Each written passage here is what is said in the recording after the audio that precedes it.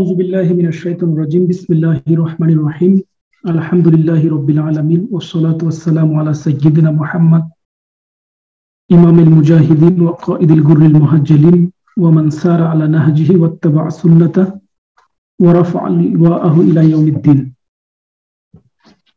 ইসলামী চিন্তা ও গবেষণা ইনস্টিটিউট কর্তৃক আয়োজিত আজকের আমাদের এই চতুর্থ সেমিনারের উপস্থিত সম্মানিত ভাই ও বোনেরা, আসসালামু আলাইকুম ওয়া রাহমাতুল্লাহি ওয়া বারাকাতুহু। আজকে আমাদের যে টপিক, এটা মূলত আমাদের গত যে টপিক ছিল বা বিষয় ছিল অনতিবাহিত এক অতীত, শোষণ ও সাম্রাজ্যবাদ। মূলত আজকে আমাদের যে টপিক বা আমাদের যে বিষয় লিবেরালিজম ও লিবেরালিস্টদের ওয়াদাকৃত জান্নাত, এটা একটা আরেকটার পরিপূরক। অর্থাৎ আমরা যদি লিবারালিজম এবং তারা আসলে বিশ্বকে কি দিতে চায়, তাদের ওয়াদা কি, তাদের তাকলিফটা কি, এই বিষয়টাকে যদি আমরা বুঝতে না পারি তাহলে আমাদের পক্ষে বর্তমান সময়ে আমাদের উপর যেই আধুনিক শোষণ চলতেছে এই শোষণকে বোঝা সম্ভব নয়। তো এটা আসলে অনেক বড় একটা বিষয়, লিবারালিজম এবং তাদের যে ওয়াদা, যেহেতু এটা বর্তমানে এক অর্থে বলতে গেলে প্রায় 200-250 বছর ধরে সমগ্র দুনিয়াতে প্রভাবশালী বা বিজয়ী একটি চিন্তা। তো এটাকে আসলে এরকম 1-1.5 ঘন্টার মধ্যে বা একটা সেমিনারের মধ্যে আলোচনা করা সত্যি অনেক কঠিন। তবুও আলোচনা করার বা আমাদের সামনে নিয়ে আসার অন্যতম মূল কারণ হচ্ছে যে হয়তো আমি সামান্য কিছু আপনাদের সামনে তুলে ধরবো, আপনারা এটার উপর ভিত্তি করে আপনারা নিজেরা পড়াশোনা করবেন বা এই বিষয়ে আপনারা নিজেরাই নতুন করে হয়তো গ্রন্থ রচনা করবেন। কেউ হয়তো ভিন্নভাবে এটাকে হয়তো বা এখান থেকে ধারণা নিয়ে অনেকেই হয়তো বই রচনা করবেন বা নিজেদের মতো করে সেমিনার দিবেন, অথবা কেউ এটা সমালোচনা করবেন।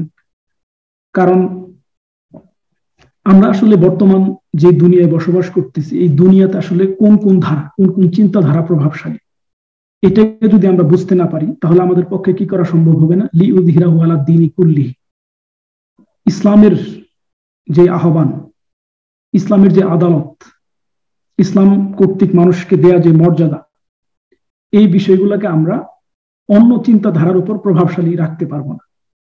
তো এই জন্য আমাদের পর সর্বপ্রথম দায়িত্ব হচ্ছে বর্তমানের যে জাহেলিয়াত, হযরত ওমর রাদিয়াল্লাহু তাআলা আনহুর ভাষায় মাল্লা ইয়ারিফুল জাহিলিয়াতি লাম ইয়ারিফুল ইসলাম, যে জাহেলিয়াতকে ভালোভাবে বুঝতে পারেনি, ভালোভাবে চিনতে পারেনি, ভালোভাবে জানতে পারেনি, তার পক্ষে ইসলামকে খুব ভালোভাবে জানা সম্ভব না। তো আমি আজকের আমাদের এই আলোচনার, যেমন আমি এই আলোচনাটাকে আজকে সাজাইছি হচ্ছে আল্লামা ইকবালের যে reconstruction of religious thought in Islam বা ইসলামী ধর্মীয় চিন্তার পুনর্গঠনের লাস্টে একটা সর্বশেষ যে 7ম লেকচারটা, সেটা হচ্ছে ধর্ম কি সম্ভব কিনা। এটার আমি শানে নজরুল বলবো আজকের আমাদের এই আলোচনাকে। তো আপনারা যদি এটার সাথে এইভাবে সঙ্গতি করে পড়েন তাহলে এর মধ্যে একটা সমন্বয় দেখতে পাবেন।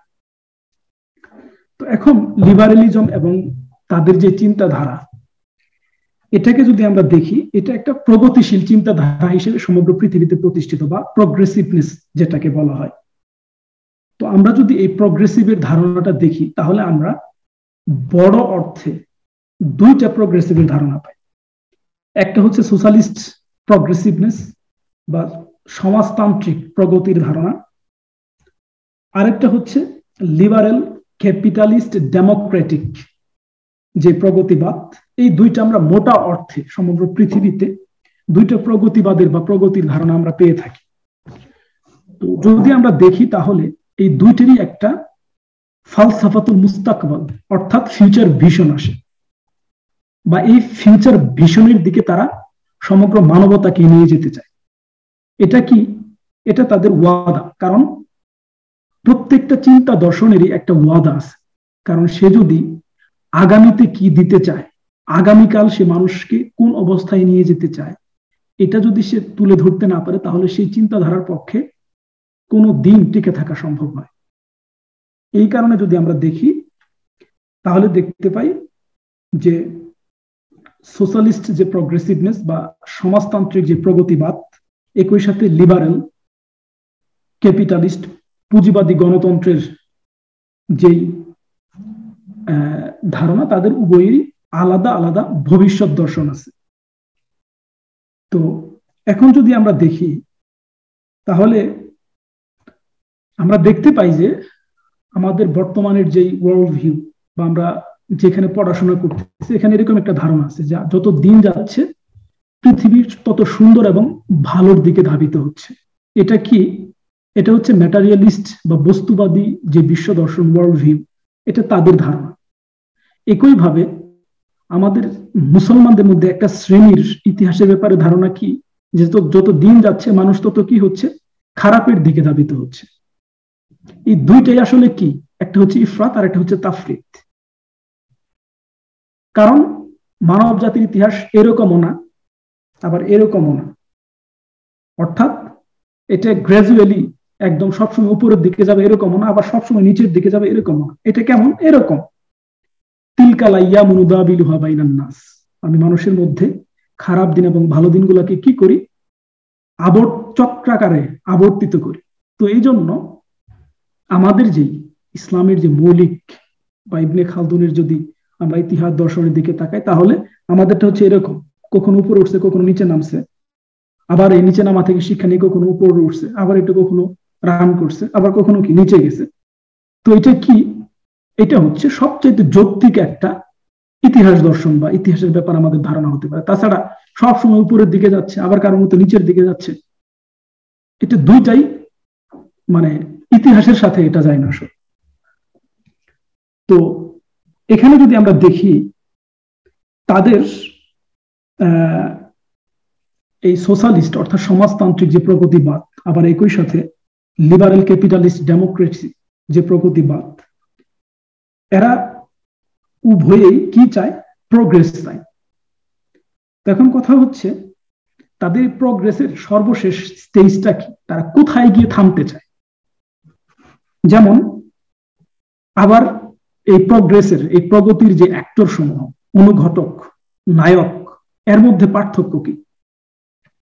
তো আমরা যদি সোশ্যালিস্ট বা সমাজতান্ত্রিক যে প্রগতিবাদ বা সোশ্যালিস্ট যে প্রগ্রেসিভনেস, এটার দিকে যদি তাকাই তাহলে দেখতে পাই যে এদের অগ্রগতির বা প্রগতির অ্যাক্টর বা অনুঘটককে শ্রেণী বৈষম্য।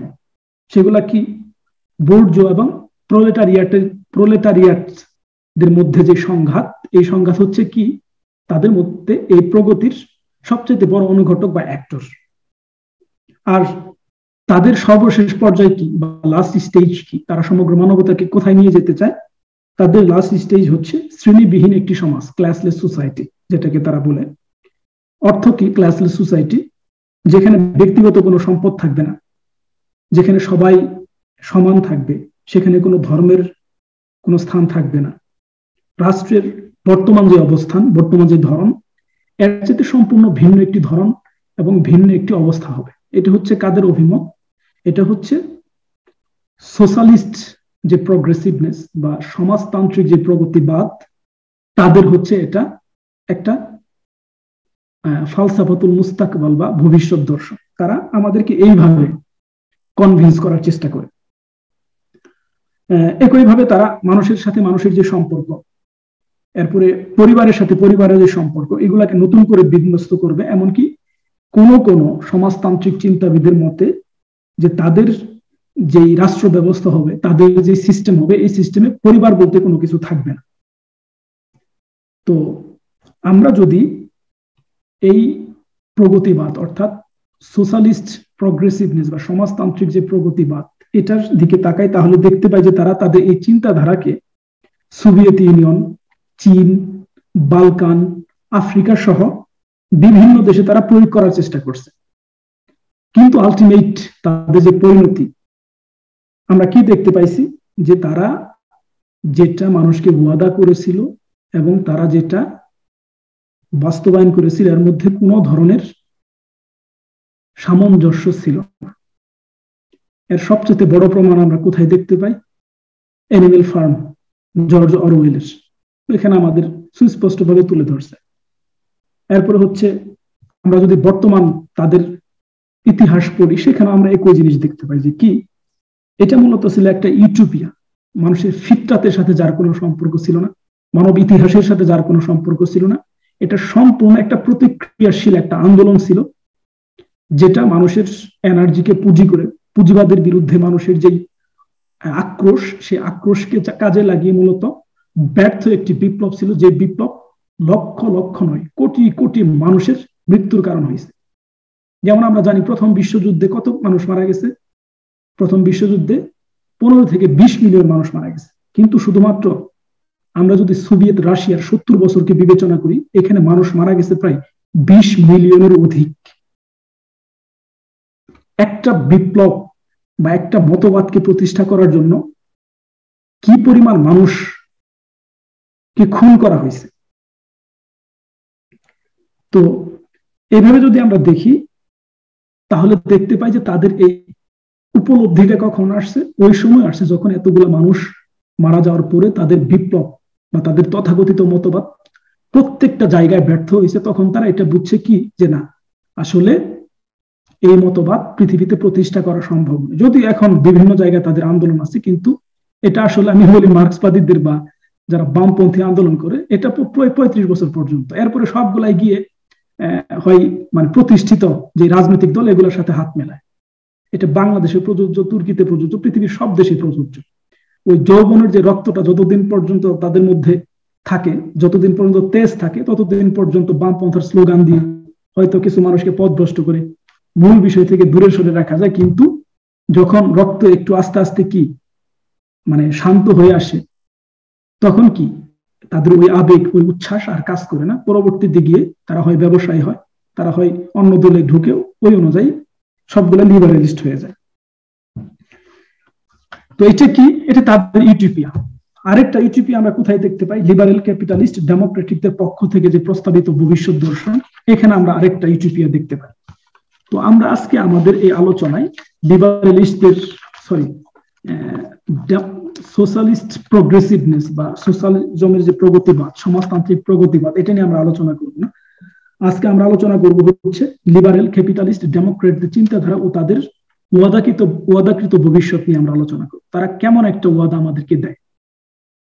তো আমরা যদি দেখি এই সোশ্যালিস্ট আর লিবারেলদের মধ্যে মৌলিক একটা পার্থক্য আছে, সেটা হচ্ছে যে সোশ্যালিস্টরা বিপ্লবকে প্রাধান্য দিয়ে থাকে, আর লিবারেল চিন্তাধারা বেশিরভাগ ক্ষেত্রে আর্থসামাজিক পরিবর্তন, অর্থাৎ তাদরিজি, ধাপে ধাপে ক্রমধারা অবলম্বন করে। শিক্ষা ব্যবস্থার পরিবর্তনের মাধ্যমে, আইনের পরিবর্তনের মাধ্যমে, সংস্কৃতি পরিবর্তনের মাধ্যমে তারা আস্তে আস্তে নিজেদেরকে তারা যেই বিষয়টা চায় সেই দিকে নিয়ে যায়। তো এই জন্য দেখবেন আপনারা মৌলিক দুইটা পার্থক্য আপনাদেরকে আমি বলি। পৃথিবীতে সবচেয়ে স্টেবল রাষ্ট্র কোনটা, কেউ বলতে পারবেন কিনা? এমনকি রেডিক্যাল চেঞ্জের মাধ্যমে তার স্টেবল হয়েছে ব্রিটেন।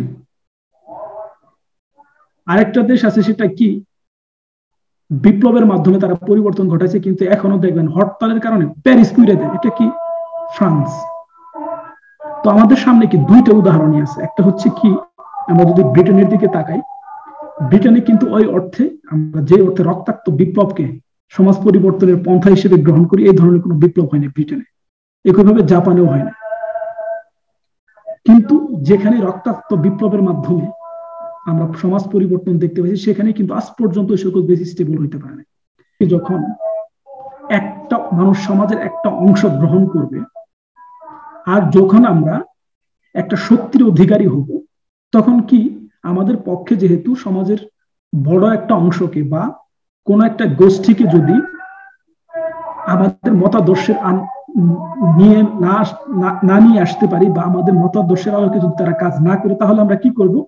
বিপ্লব মানে কি, যে কোনো মূল্যে হয় তাদেরকে হত্যা করব, না হয় তাদেরকে নির্বাসনে পাঠাবো, যে কোনো মূল্যে তাদের উপর আমাদের প্রভাব বিস্তার করতে হবে। এটা হচ্ছে বিপ্লবের মূল কথা। তো একইভাবে যদি আমরা লিবারেলিজমের যে চিন্তাধারা, এটাকে দেখি, তারা তাদের যে বিষয়টা, তাদের কি হচ্ছে, এটা হচ্ছে রেভলিউশনের পরিবর্তে এভলিউশন, অর্থাৎ বিপ্লবের পরিবর্তে কি বিবর্তন। মানে তারা মানুষকে ধাপে ধাপে ধাপে ধাপে আজকের বর্তমানে আমরা যে পৃথিবীতে বসবাস করতেছি, এরকম একটা পর্যায়ে তারা নিয়ে আসতে চায়, এমনকি এই পদ্ধতির মাধ্যমে তারা মানুষকে পরিবর্ধন এবং রূপান্তর করে তাদের যে স্থিরকৃত লক্ষ্য, সেই লক্ষ্যের দিকে তারা মানুষকে ধাবিত করতে চায়। এটা হচ্ছে কি, এটা লিবারেলিস্টদের পন্থা। যার কারণে আমরা লিবারালিজমকে বা পুঁজিবাদী ক্যাপিটালিজমকে বা তাদের তৈরিকৃত যে ডেমোক্রেসি, এটাকে বুঝতে পারি না। অনেকটা এরকম, মানে সোশ্যালিস্টদের যেটা মানে মাথায় এসে ডিরেক্ট আঘাত করে বাড়ি মারে, আবার তারা কি করে অ্যানেস্থেসিয়া দিয়ে লিবারালিজম, মানে আপনি টের পাবেন না, কিন্তু আপনাকে কাইটে মানে অঙ্গ প্রত্যঙ্গ যা আছে সব আপনার শরীর থেকে বিচ্ছিন্ন করে ফেলবে, আপনি টেরই পাবেন না। অনেকটা জোকের মতো, আপনার রক্ত চুষে শেষ করে ফেলবে, আপনার হুঁশ নেই। কিন্তু দুইটারই আলটিমেট গোল বা লক্ষ্য কি একই, মানুষকে শোষণ করতে চায়, মানুষের উপর তাদের আধিপত্য কায়েম করতে চায়, এটা হচ্ছে তাদের গোল। তো এখানে যদি আমরা দেখি, এই লিবারেলিজমের সমাজ পরিবর্তনের সবচেয়ে বড় মাধ্যম হচ্ছে শিক্ষা, মিডিয়া, আইন এবং অন্যান্য উপাদানকে তারা নিয়ন্ত্রণ করে এর মাধ্যমে তারা তাদের লক্ষ্যের দিকে আমাদেরকে এগিয়ে নিয়ে যেতে থাকে। তো এখানে এই দুইটা, সোশ্যালিস্ট প্রগ্রেসিভনেস আবার লিবারালিজমের যে প্রগ্রেসিভনেস, এই দুইটার মধ্যে একটা অভিন্নতা আছে, অর্থাৎ কি একটা সামঞ্জস্যতা আছে। সেটা হচ্ছে যে এই উভয় ধারা নিজেকে বৈজ্ঞানিক বলে দাবি করে, তারা উভয় কি সায়েন্টিফিক। তাদের কথা হচ্ছে কি আমরা কোনো ডগমেটিক নই, আমরা নট, যেমন তাদের অন্যতম একটা চিন্তাধারা হচ্ছে এরকম, যেটা সায়েন্টিফিক না, যেটা বৈজ্ঞানিক না, এটা কি, এটা আমাদের জন্য ধর্তব্য না। এটা হচ্ছে এই দুইটা চিন্তাধারারই কি দাবি। এই জন্য দেখবেন কি বৈজ্ঞানিক সমাজতন্ত্র আর লিবারেলিজম, এটা নিয়ে আমরা যেহেতু আলোচনা করতেছি, এটাও আস্তে আস্তে আসবে আমাদের সামনে। তো তাদের এই চিন্তাধারাকে বৈজ্ঞানিক বা সায়েন্টিফিক বলার অন্যতম কারণ কি, কারণ হচ্ছে যে তাদের দাবি হচ্ছে এটা অবশ্যই বাস্তবায়িত হতে হবে, এছাড়া আর দ্বিতীয় কোনো পন্থা নাই। আর এটা বাস্তবায়িত হলে দুনিয়া একটি সুন্দর দুনিয়া হবে, আর এর ফলে দুনিয়া যে লাস্ট স্টেজে পৌঁছাবে, এরপরে আর আমাদেরকে কোনো ধরনের কি অনুসন্ধানের প্রয়োজন হবে না। ইতিহাস তার কোথায় উপনীত হবে, লক্ষ্যে উপনীত হবে। এরপর তাদের মধ্যে কেউ কেউ কি করবে, the end of the history বলে গ্রন্থ রচনা করবে, কারণ তাদের মধ্যে কি এরপরে আর কি নাই, এরপর আর আপনার অনুসন্ধান করার কিচ্ছু নাই। এখন আপনি কি বর্তমান দুনিয়াতে যেভাবে আছেন এটাকে মেনে নিয়ে এটার আলোকে বসবাস করবেন, এটা হচ্ছে কি আপনার দায়িত্ব। তো মূল কারণ হচ্ছে যে সায়েন্টিফিক বলার মূল কারণ হচ্ছে এটা। তো আমরা আখিরাতের প্রতি যেরকম বিশ্বাস করি, ইয়াকিন বিশ্বাস আমাদের, তো লিবারেলিস্ট এবং সোশ্যালিস্টরাও তাদের চিন্তাধারার প্রতি এরকমই বিশ্বাস করে যে এটি হচ্ছে কি একমাত্র সত্য, এটি হচ্ছে সায়েন্টিফিক। যেহেতু সায়েন্টিফিক কি একটা ডগমা, যেটা সায়েন্টিফিক এটাকে অবশ্যই আমরা বিশ্বাস করতে বাধ্য, এরকম একটা টেন্ডেন্সি না। তো তার মানে কি, যেহেতু দুইটাই আদর্শই সায়েন্টিফিক, এর অর্থ হচ্ছে আপনাকে অবশ্যই ইচ্ছায় অনিচ্ছায় এটা আপনাকে বিশ্বাস করতে হবে, এছাড়া আপনার অন্য কোনো যাওয়ার কোথাও নাই, জায়গা নাই। হয় আপনি এখানে আসবেন, না হয় আপনি কোথায় যাবেন ওইটা পরে বলবে আর কি।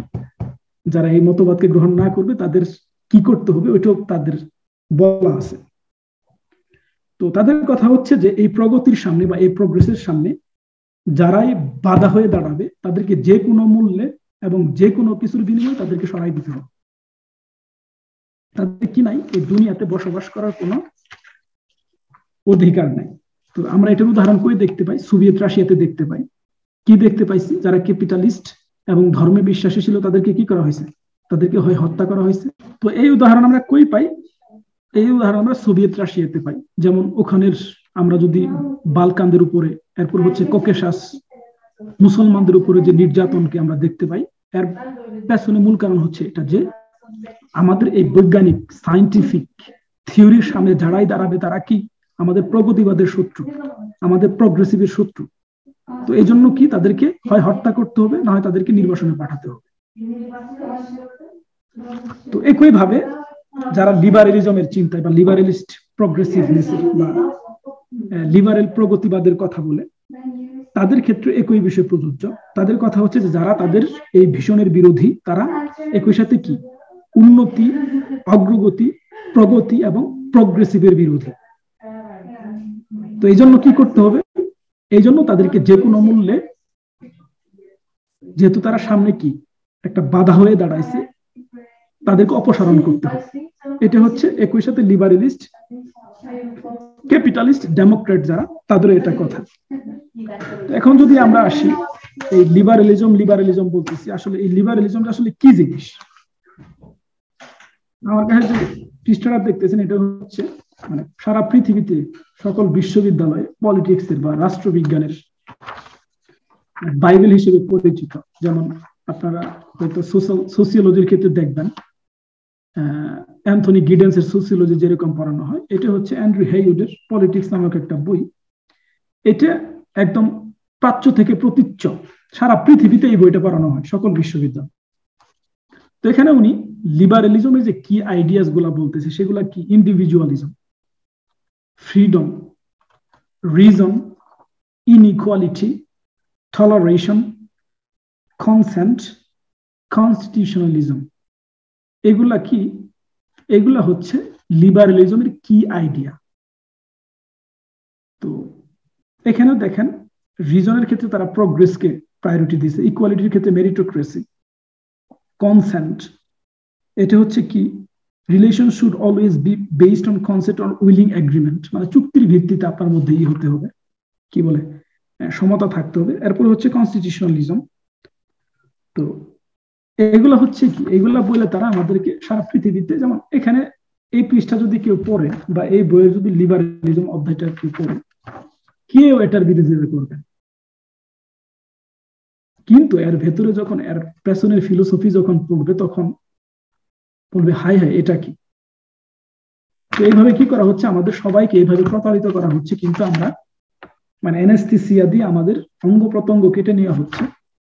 যখন আমাদের অ্যানেস্থেসিয়া থেকে আমরা উঠতেছি, তখন দেখি কারোর কিডনি নাই, কারোর চোখ নাই, কারোর হাত নাই, এরকম একটা অবস্থা। তো এখান থেকে মুক্তির উপায় কি? এখান থেকে মুক্তির উপায় প্রথমত এটা আমাদেরকে জানতে হবে, এখান থেকে এটা আমাদেরকে কিভাবে প্রতারিত করতেছে, এখান থেকে উদ্ধারের পন্থা কি, এটা আমাদেরকে বুঝতে হবে। তো এখন যদি আমরা দেখি এই লিবারেলিস্ট আসলে কারা, তাদের চিন্তা কি, তারা কেমন একটা স্বপ্ন নিয়ে পথ চলা শুরু করেছিল এবং তাদের ওয়াদাটা কি। আমি তো বলছি তাদের ওয়াদা প্যারাডাইস, তারা এই দুনিয়াকে জান্নাতে বানাতে চায়, কিন্তু তাদের জান্নাতটা কেমন, এটাও আমরা আলোচনা করবো ইনশাল্লাহ যদি সময় পাই। তো এখন আমরা যদি দেখি এই লিবারেলিজমের পেছনে সবচেয়ে বড় যে শক্তি, সেটা হচ্ছে ব্রিটিশ সাম্রাজ্যবাদ। মূলত ব্রিটিশ সম্প্রসারণবাদ এবং তাদের সাম্রাজ্যবাদের ক্ষেত্রে তাদের অর্থনীতির যে বিকাশ, এই চিন্তার পেছনে মূল যে চিন্তা, এটা হচ্ছে লিবারেলিজম, অর্থাৎ ব্রিটিশ পুঁজিবাদের সম্প্রসারণ হচ্ছে কি লিবারেলিজমের মূল ভিত্তি। তো আমরা যদি এই লিবারেল অর্থনীতির প্রথম তাত্ত্বিক, অর্থাৎ আমরা যদি ফ্রান্সিস ফুকুয়ামার the end of the history নামক বই দেখি, সেখানে কি দেখতে পাই, সেখানে তার মূল কথা হচ্ছে যে অর্থনীতির ক্ষেত্রে লিবারেলিজম আর রাজনীতির ক্ষেত্রে কি ডেমোক্রেসি, এই দুইটা ছাড়া কি আর কোনো মানুষের গন্তব্য নাই।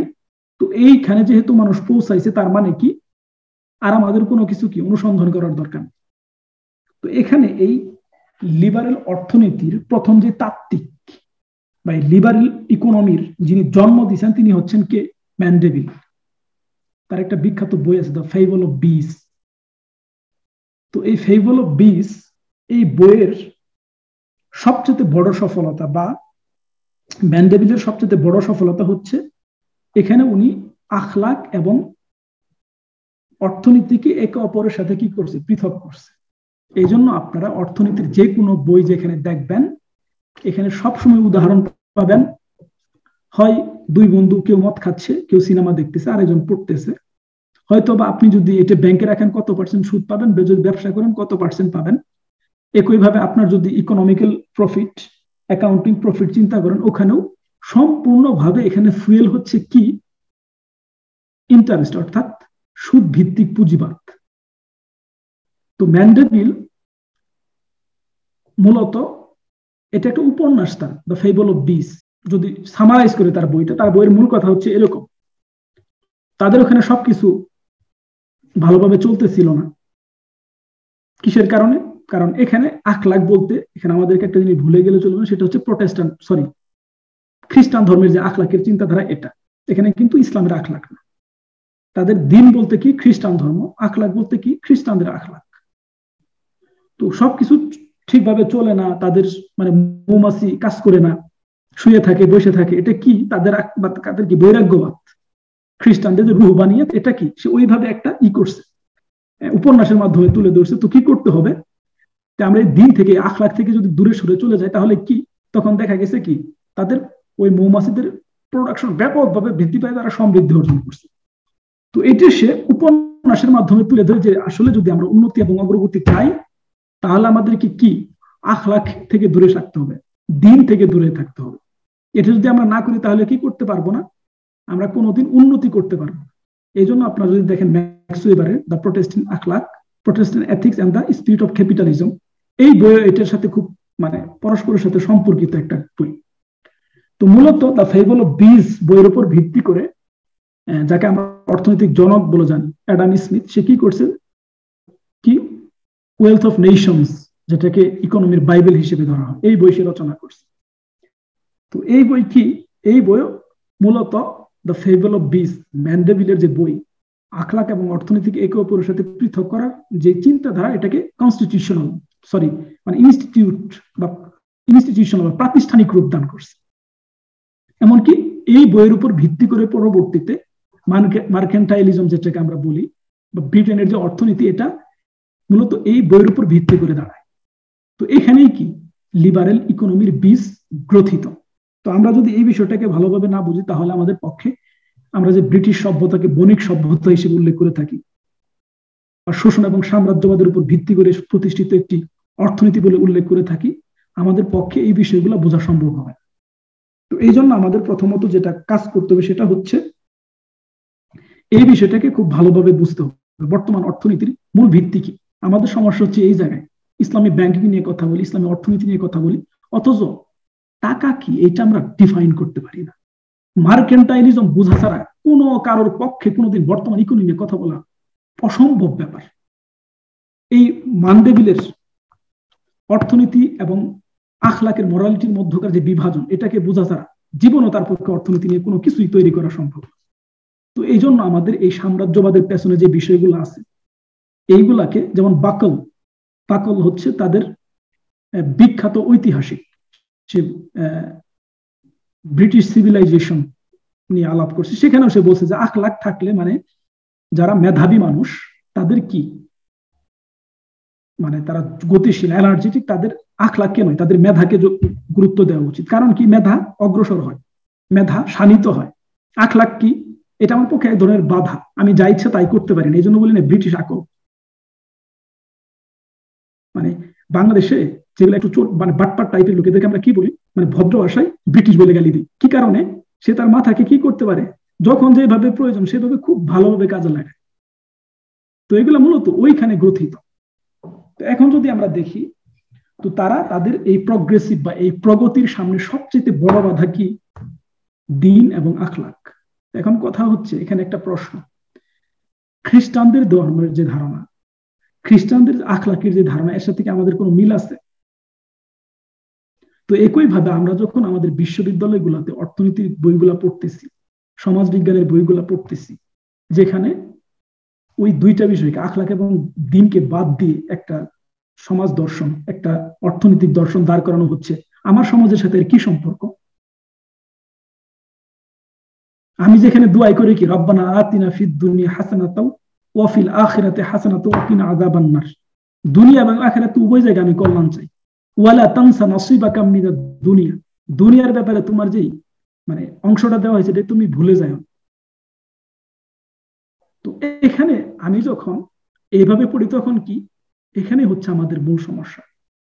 দিন এবং দুনিয়ার মধ্যকার যে সম্পর্ক, এটার মধ্যে সম্পর্কিত করার না করতে পারার মূল কারণ হচ্ছে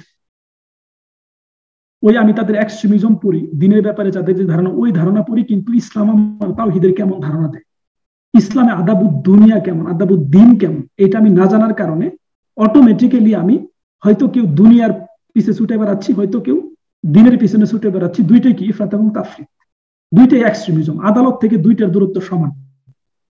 এজন্য আমাদেরকে প্রথমে এই বিষয়গুলো ভালোভাবে বুঝতে হবে যে আমরা বর্তমানে যেই বই পুস্তক পড়ি, এই বই পুস্তকের দিন বলতে খ্রিস্টান ধর্ম, আখলাক বলতে খ্রিস্টানদের আখলাক, এর সাথে আমাদের কোনো সম্পর্ক নেই। তো এখন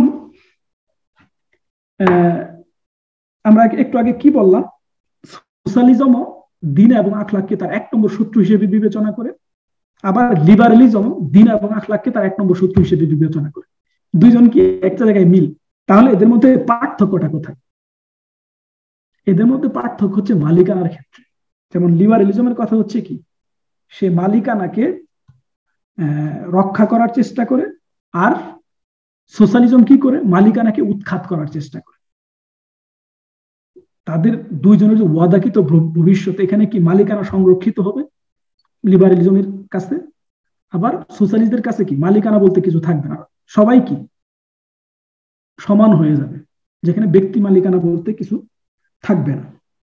তো এখন আমরা যদি এই মালিকানার বিষয়টা দেখি, এই তাদের অর্থনীতিতে বা বর্তমান বিশ্বের যে অর্থনীতি, এই অর্থনীতির মালিকানা বলতে কি, আমি কি আপনি মালিক নাকি? এখানে মালিক কারা আসলে? এখানে মালিকানার বিষয়টি যদি আমরা দেখি, তাহলে এখানে মালিক হচ্ছে, মুলকিয়াতের অধিকারী হচ্ছে অ্যারিস্টোক্র্যাট। আমরা যদি শুধুমাত্র স্পেন ছাড়া সমগ্র ইউরোপের কথা বিবেচনা করি, তাহলে এখানে প্রায় 10,000 অ্যারিস্টোক্র্যাট আছে, ল্যান্ডলর্ড আমরা যেটাকে বলি। মূলত এরাই হচ্ছে কি, এরাই হচ্ছে অ্যারিস্টোক্র্যাট। এদের সম্পদ বৃদ্ধি করার জন্য প্রণীত যে ব্যবস্থা, এটি হচ্ছে কি লিবারেলিজম। আর এখানে যেগুলো দেখলেন আপনারা, এগুলো হচ্ছে সব আমাকে আপনাকে প্রতারণা করার জন্য লেখা হয়েছে। এমনকি এগুলোর পেছনে এই চিন্তাধারায় লুকায়িত। তো লিবারেলিজমের ক্ষেত্রে যদি আমরা ব্রিটেনকে বেস হিসেবে ধরি, তাহলে দেখতে পাই যে এটা সরাসরি ভূমি মালিকানার সাথে সম্পৃক্ত, অর্থাৎ ল্যান্ড লর্ড তাদেরকে বলা হয়। যেমন ব্রিটেনের 2টা হাউস আছে না, একটা হচ্ছে কি হাউস অফ কমন্স, আরেকটা কি House of Lords. House of Commons এর সংখ্যা, সদস্য সংখ্যা কত? 600 সামথিং। হাউস অফ লর্ডস এর সদস্য সংখ্যা কত? 800।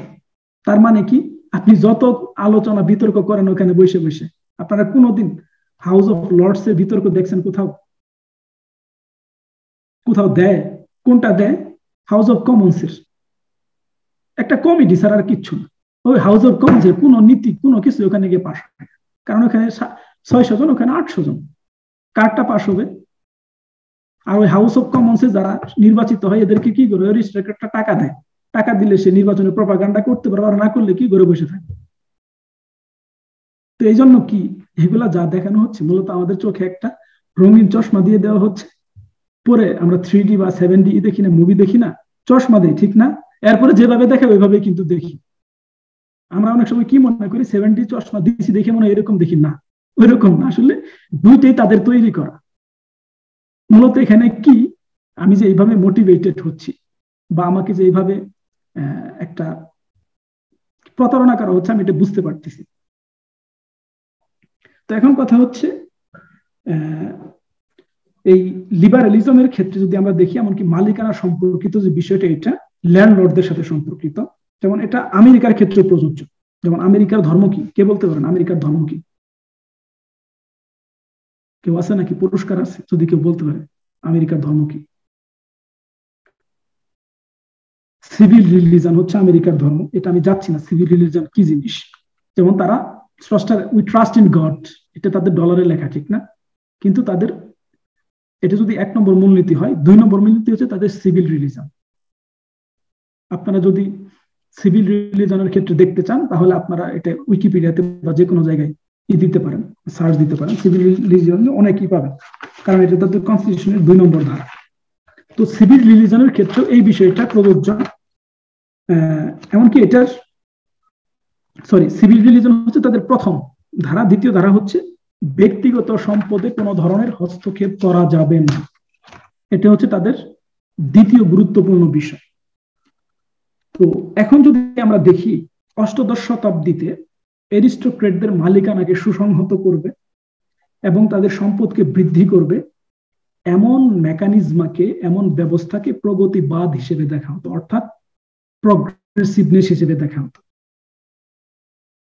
তো আমাদের দেশে প্রগতি বলতে কি বোঝায়?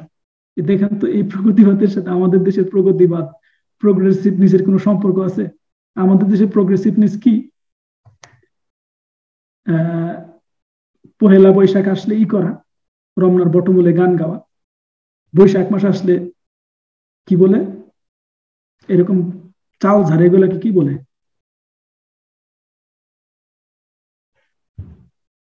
চালনি বলে নাকি? জি ভাই, হ্যাঁ, কুলা চালনি, এগুলা নিয়ে নাইচে গায়ে বেড়ানো। এরপরে হচ্ছে এগুলা কি আমাদের দেশে প্রগতিবাদ, অথচ প্রগতিবাদের সাথে এগুলোর কোনো সম্পর্ক নেই।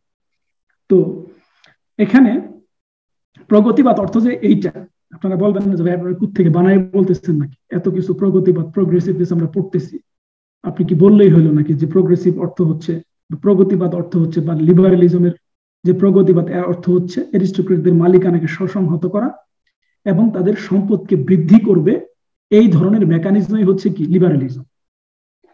তো এখানে যদি আমরা দেখি তাহলে এর সুস্পষ্ট একটা প্রমাণ আমরা পাই কার, কোথায়? জন লোকের একটা বিখ্যাত বাণী আছে, সেটা হচ্ছে যে প্রথম মালিকানা কিভাবে অর্জিত হলো এটার দেখার কোনো প্রয়োজন নেই, মালিকানা অর্জিত হওয়ার পর সেটাকে রক্ষা করাই হচ্ছে মূল বিষয়। তার মানে কি, ব্রিটিশ মিউজিয়ামে আমাদের যত কিছুকে চুরি করে নিয়ে যাওয়া হয়েছে, কি এটা মালিকানা প্রথম অর্জিত হচ্ছে, ঠিক না? তো এটার জন্য কি কোনো ধরনের কি করা যাবে না, প্রশ্ন করা যাবে না, কোয়েশ্চেন করা যাবে না। তো এখন এটাকে রক্ষা করব কিভাবে, ওই চিন্তা আমাদের করতে হবে। তো এই জন্য কি ব্রিটিশ মিউজিয়ামকে তারা কিভাবে রক্ষা করবে ওই চিন্তা করে, কিন্তু এটা কোথা থেকে আসতেছে এটা তারা জীবনেও দেখে। একইভাবে যদি আপনারা দেখেন বাংলাদেশে, যদি আপনারা ব্যাংকে কেউ বড় ট্রানজাকশন করে থাকেন, 10 লাখ টাকা ট্রানজাকশন করতে যান, আপনাকে ডিবি ফোন দিয়ে বলবে এত টাকা কোথেকে পাইছেন, কোথা থেকে আসলো। আপনি বাংলাদেশে কয় হাজার ডলার নিয়ে ঢুকতে পারবেন, কিন্তু শুধুমাত্র আমেরিকাতে প্রতি বছর ক্যাপিটাল ফ্লাইট হয় বা টাকা পাচার হয় 2 ট্রিলিয়নের বেশি। 2 ট্রিলিয়ন, শুধুমাত্র এটা দেশের বিভিন্ন দেশ থেকে আসে। জীবনও কি আপনাকে প্রশ্ন করবেন আমেরিকাতে যান, এই জন্য কি টাকা পাচারকারীদের জান্নাত কই, হয় আমেরিকা না হয় কানাডা। সেখানে ব্ল্যাক মানিকে হোয়াইট মানি করতে কোনো ব্যাপারই না। কারণ কি, প্রথম টাকা কিভাবে অর্জিত হলো, প্রথম সম্পদ কিভাবে অর্জিত হলো, কি এই সম্পর্কে আপনাকে কেউ প্রশ্ন করবেন। এটা কার কথা? ব্রিটিশদের সবচেয়ে বড় ফিলোসফার, লিবারেলিজমের চিন্তাধারার সবচেয়ে বড় অগ্রপথিক জন লকের কথা। একইভাবে যদি আমরা জন লকের মানে রাষ্ট্রের যে সংজ্ঞা, সভারেন্টির যে সংজ্ঞা যে দিছে, এটাকে যদি দেখি, তার কথা হচ্ছে যে রাষ্ট্র হলো মালিকানাকে রক্ষা করার জন্য গঠিত একটা ব্যবস্থা। প্রয়োজন বোধে এই মালিকানাকে রক্ষা করার জন্য সে মানুষকে মৃত্যুদণ্ড দিতে পারে। এটা কি, এটা হচ্ছে তার লিবারেলিজমের অন্যতম থিওরি। মানে কি, রাষ্ট্রের, যেহেতু ব্রিটেনে রাষ্ট্র বলতে কি অ্যারিস্টোক্রেটদের প্রতিষ্ঠিত রাষ্ট্র, তো এখানে কার মালিকানা রক্ষা করবে? এখানে তো অ্যারিস্টোক্রেট ছাড়া অন্য কেউ মালিকই না। কার মালিকানা রক্ষা করবে? অ্যারিস্টোক্রেটদের মালিকানা রক্ষা করবে। আর এই ক্ষেত্রে যে বাধা হয়ে দাঁড়াবে তাকে কি করা যাবে? তাকে মৃত্যুদণ্ড দেওয়া যাবে, কোনো সমস্যা নেই। তো এখন যদি আমরা ব্রিটেনকে এই বিবেচনায় রাখি তাহলে কি দেখতে পাই, যে ইতিমধ্যেই আমরা মালিকানা কাদের হাতে দেখতে পাই? অ্যারিস্টোক্রেটদের হাতে।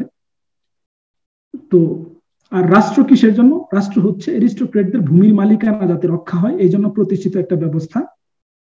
এই কারণে যদি আমরা মার্কসের চোখে তৎকালীন ব্রিটেনকে দেখি, মার্কস কোথা থেকে গেছে? জার্মান থেকে গেছে। তো এই জন্য যদি আমরা মার্কসকে ডাস ক্যাপিটাল পড়ি, সেখানে কি তুলে ধরছে? এই ক্যাপিটাল সে যখন তখন যায় লন্ডনের অবস্থা, এখানে ফ্যাক্টরি গুলাতে যেই শর্তের আলোকে মানুষকে কাজ করা হইতো, কোনো যুবক তার যৌবন কাল বলতে কি এটা জানে না, কোনো শিশু তার শৈশব কাল বলতে কি এটা জানে না। সে 13-14 বছর বয়সে এক রুমের মধ্যে 20 জন 25 জন, এখন বর্তমানে যে গার্মেন্টস ফ্যাক্টরি, সেই তৎকালীন লন্ডনের অবস্থা। এটা দেখে সে কি করছে? ডাস ক্যাপিটাল, অর্থাৎ এই ক্যাপিটাল কিভাবে মানুষকে জুলুম করতেছে, নির্যাতন করতেছে, এবং লন্ডন কিভাবে জুলুম এবং নির্যাতনের একটা কেন্দ্র, এটাকে সে তুলে ধরছে কিসের মাধ্যমে? তার ডাস ক্যাপিটালের মাধ্যমে। এই জন্য এই বইয়ের নাম ডাস ক্যাপিটাল। সে দাস পুঁজিবাদের বিরুদ্ধে লেখছে, তাহলে পুঁজি কেন তার বইয়ের নাম রাখছে? মূলত এই কারণে। তো এখন ওই জুলুম তন্ত্রের মধ্যে আমরা যদি দেখি তাহলে কারা উপকৃত হচ্ছিল? এই একটা শ্রেণী, অর্থাৎ অ্যারিস্টোক্র্যাট, যেটাকে সে বুর্জুয়া বলে অভিহিত করছে, এরা উপকৃত হচ্ছিল। এদের সম্পদ দিন দিন বৃদ্ধি পাচ্ছিল, আর এদিক দিয়ে দরিদ্রতা বাড়তেছিল। দরিদ্র হচ্ছিল কারা? ওই প্রোলেটারিয়াট শ্রেণী যারা, তারা ওই শ্রমিক শ্রেণী, তারা এখানে নির্যাতিত নিপীড়িত হচ্ছিল। তো এই তাদের যে সৃষ্ট ইন্ডাস্ট্রিয়ালাইজেশন, এটা যাতে বিকশিত হয়, এই জন্য তারা কি করছে? ইন্ডিয়ার মতো দেশকে শেষ করে দিছে, বিভিন্ন দেশে গিয়ে বিভিন্ন অঞ্চলকে শোষণ করছে। এটা কি? তাদের মালিকানা রক্ষা, এমনকি এই সম্পদকে বৃদ্ধি করার জন্য তাদের এসব পন্থা প্রণীত হয়েছে। তো এখন ওই সময়ে বড় বড় রাষ্ট্রবিজ্ঞানী, যেমন জন লকের কথা বললাম, জন স্টুয়ার্ট মিলের কথা বললাম, থমাস ম্যালথুস আছে, এদের কাজ কি ছিল তাহলে? বড় বড় সমাজবিজ্ঞানী, রাষ্ট্রবিজ্ঞানী, এরা কি করত? এরা যেটা করত, এই জুলুমকে গ্রহণযোগ্য বানানোর জন্য, এমনকি এটাকে সারা দুনিয়ার বুকে একমাত্র অল্টারনেটিভ, একমাত্র বিকল্প হিসেবে তুলে ধরার জন্য থিওরি আবিষ্কার করছে, যেটা একটু আগে আপনারা দেখলেন জন লকের ওই থিওরির মাধ্যমে। এরপরে আমরা যদি অ্যাডাম স্মিথের ক্যাপিটাল সম্পর্কিত লেখা বইগুলা যদি দেখি, ওখানেও আমরা সুস্পষ্ট প্রমাণ পাই। যেমন অ্যাডাম স্মিথের মতে ক্যাপিটাল কি? ন্যাচারাল রিসোর্স না, শুধু নগদ টাকাও না, এখানে কি জড়িত? লেবারও জড়িত। লেবার কেন এখানে ক্যাপিটাল হবে? ল্যান্ড, লেবার, ক্যাপিটাল, এটা কি?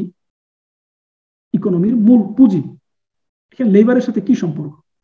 এটা কিসের জন্য? এই যে এই ব্যবস্থাকে সারা পৃথিবীতে গ্রহণযোগ্য করে তোলার জন্য মূলত তারা এই ধরনের ব্যবস্থা, মানে এই ধরনের থিওরি আবিষ্কার করত। তো এখন এই সকল বিষয়কে যদি আমরা সামগ্রিকভাবে দেখি, তাহলে দেখতে পাই যে মুলকিয়াত বা মালিকানার উপর ভিত্তি করে একটা ব্যবস্থা গড়ে উঠছে, এবং এই মালিকানাকে বৃদ্ধি করবে, অর্থাৎ ধনীদেরকে আরো ধনী বানাবে, এবং অন্য মানুষের উপরে যাতে তাদের প্রভাব প্রতিপত্তি বাড়ে, এই ধরনের একটা শিক্ষা ব্যবস্থা তারা তৈরি করবে। কারণ হচ্ছে কি?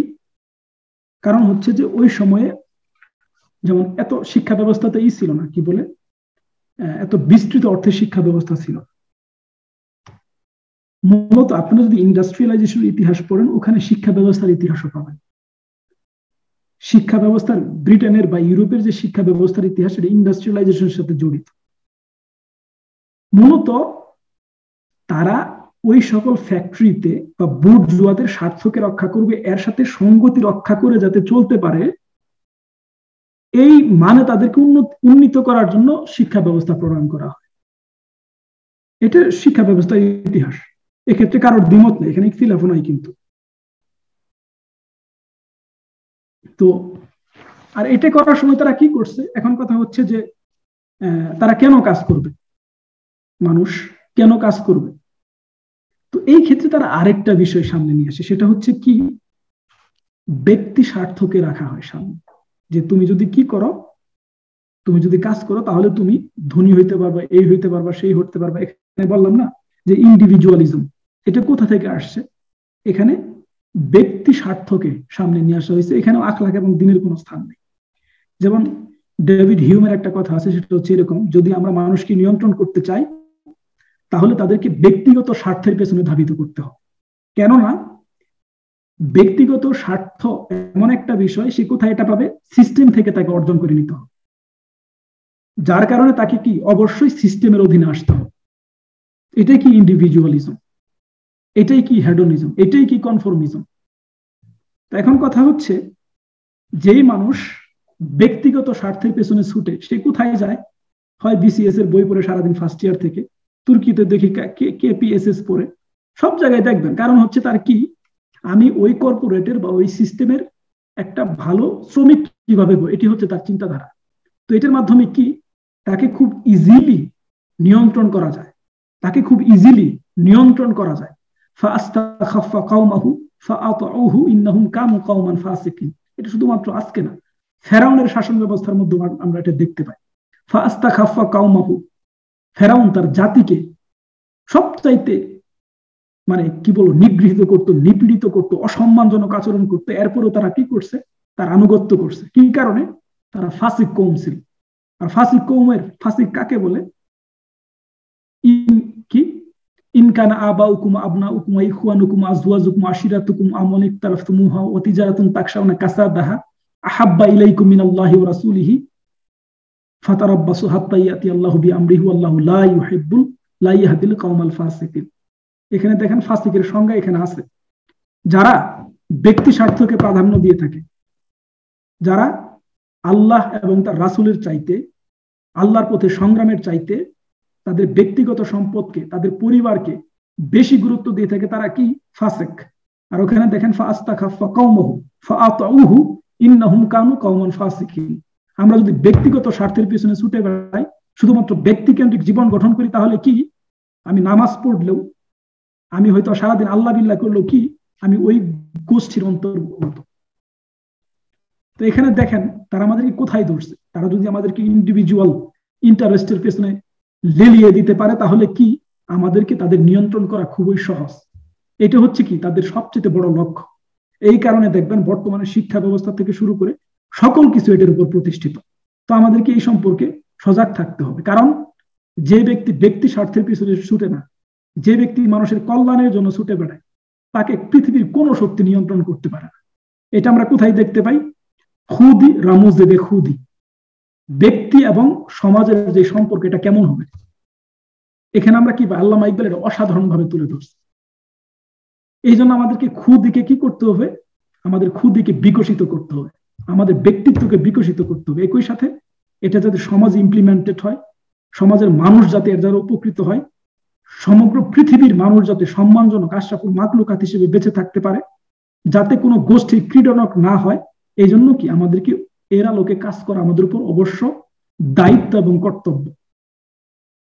এই কারণে আমাদের ব্যক্তি স্বার্থের পেছনে ছুটে বেড়ানো থেকে অবশ্যই বিরত থাকা উচিত। না হলে আমাদের জীবন হবে এরকম একটা নিগৃহীত, নিপীড়িত, লাঞ্ছনা করে একটা জীবন।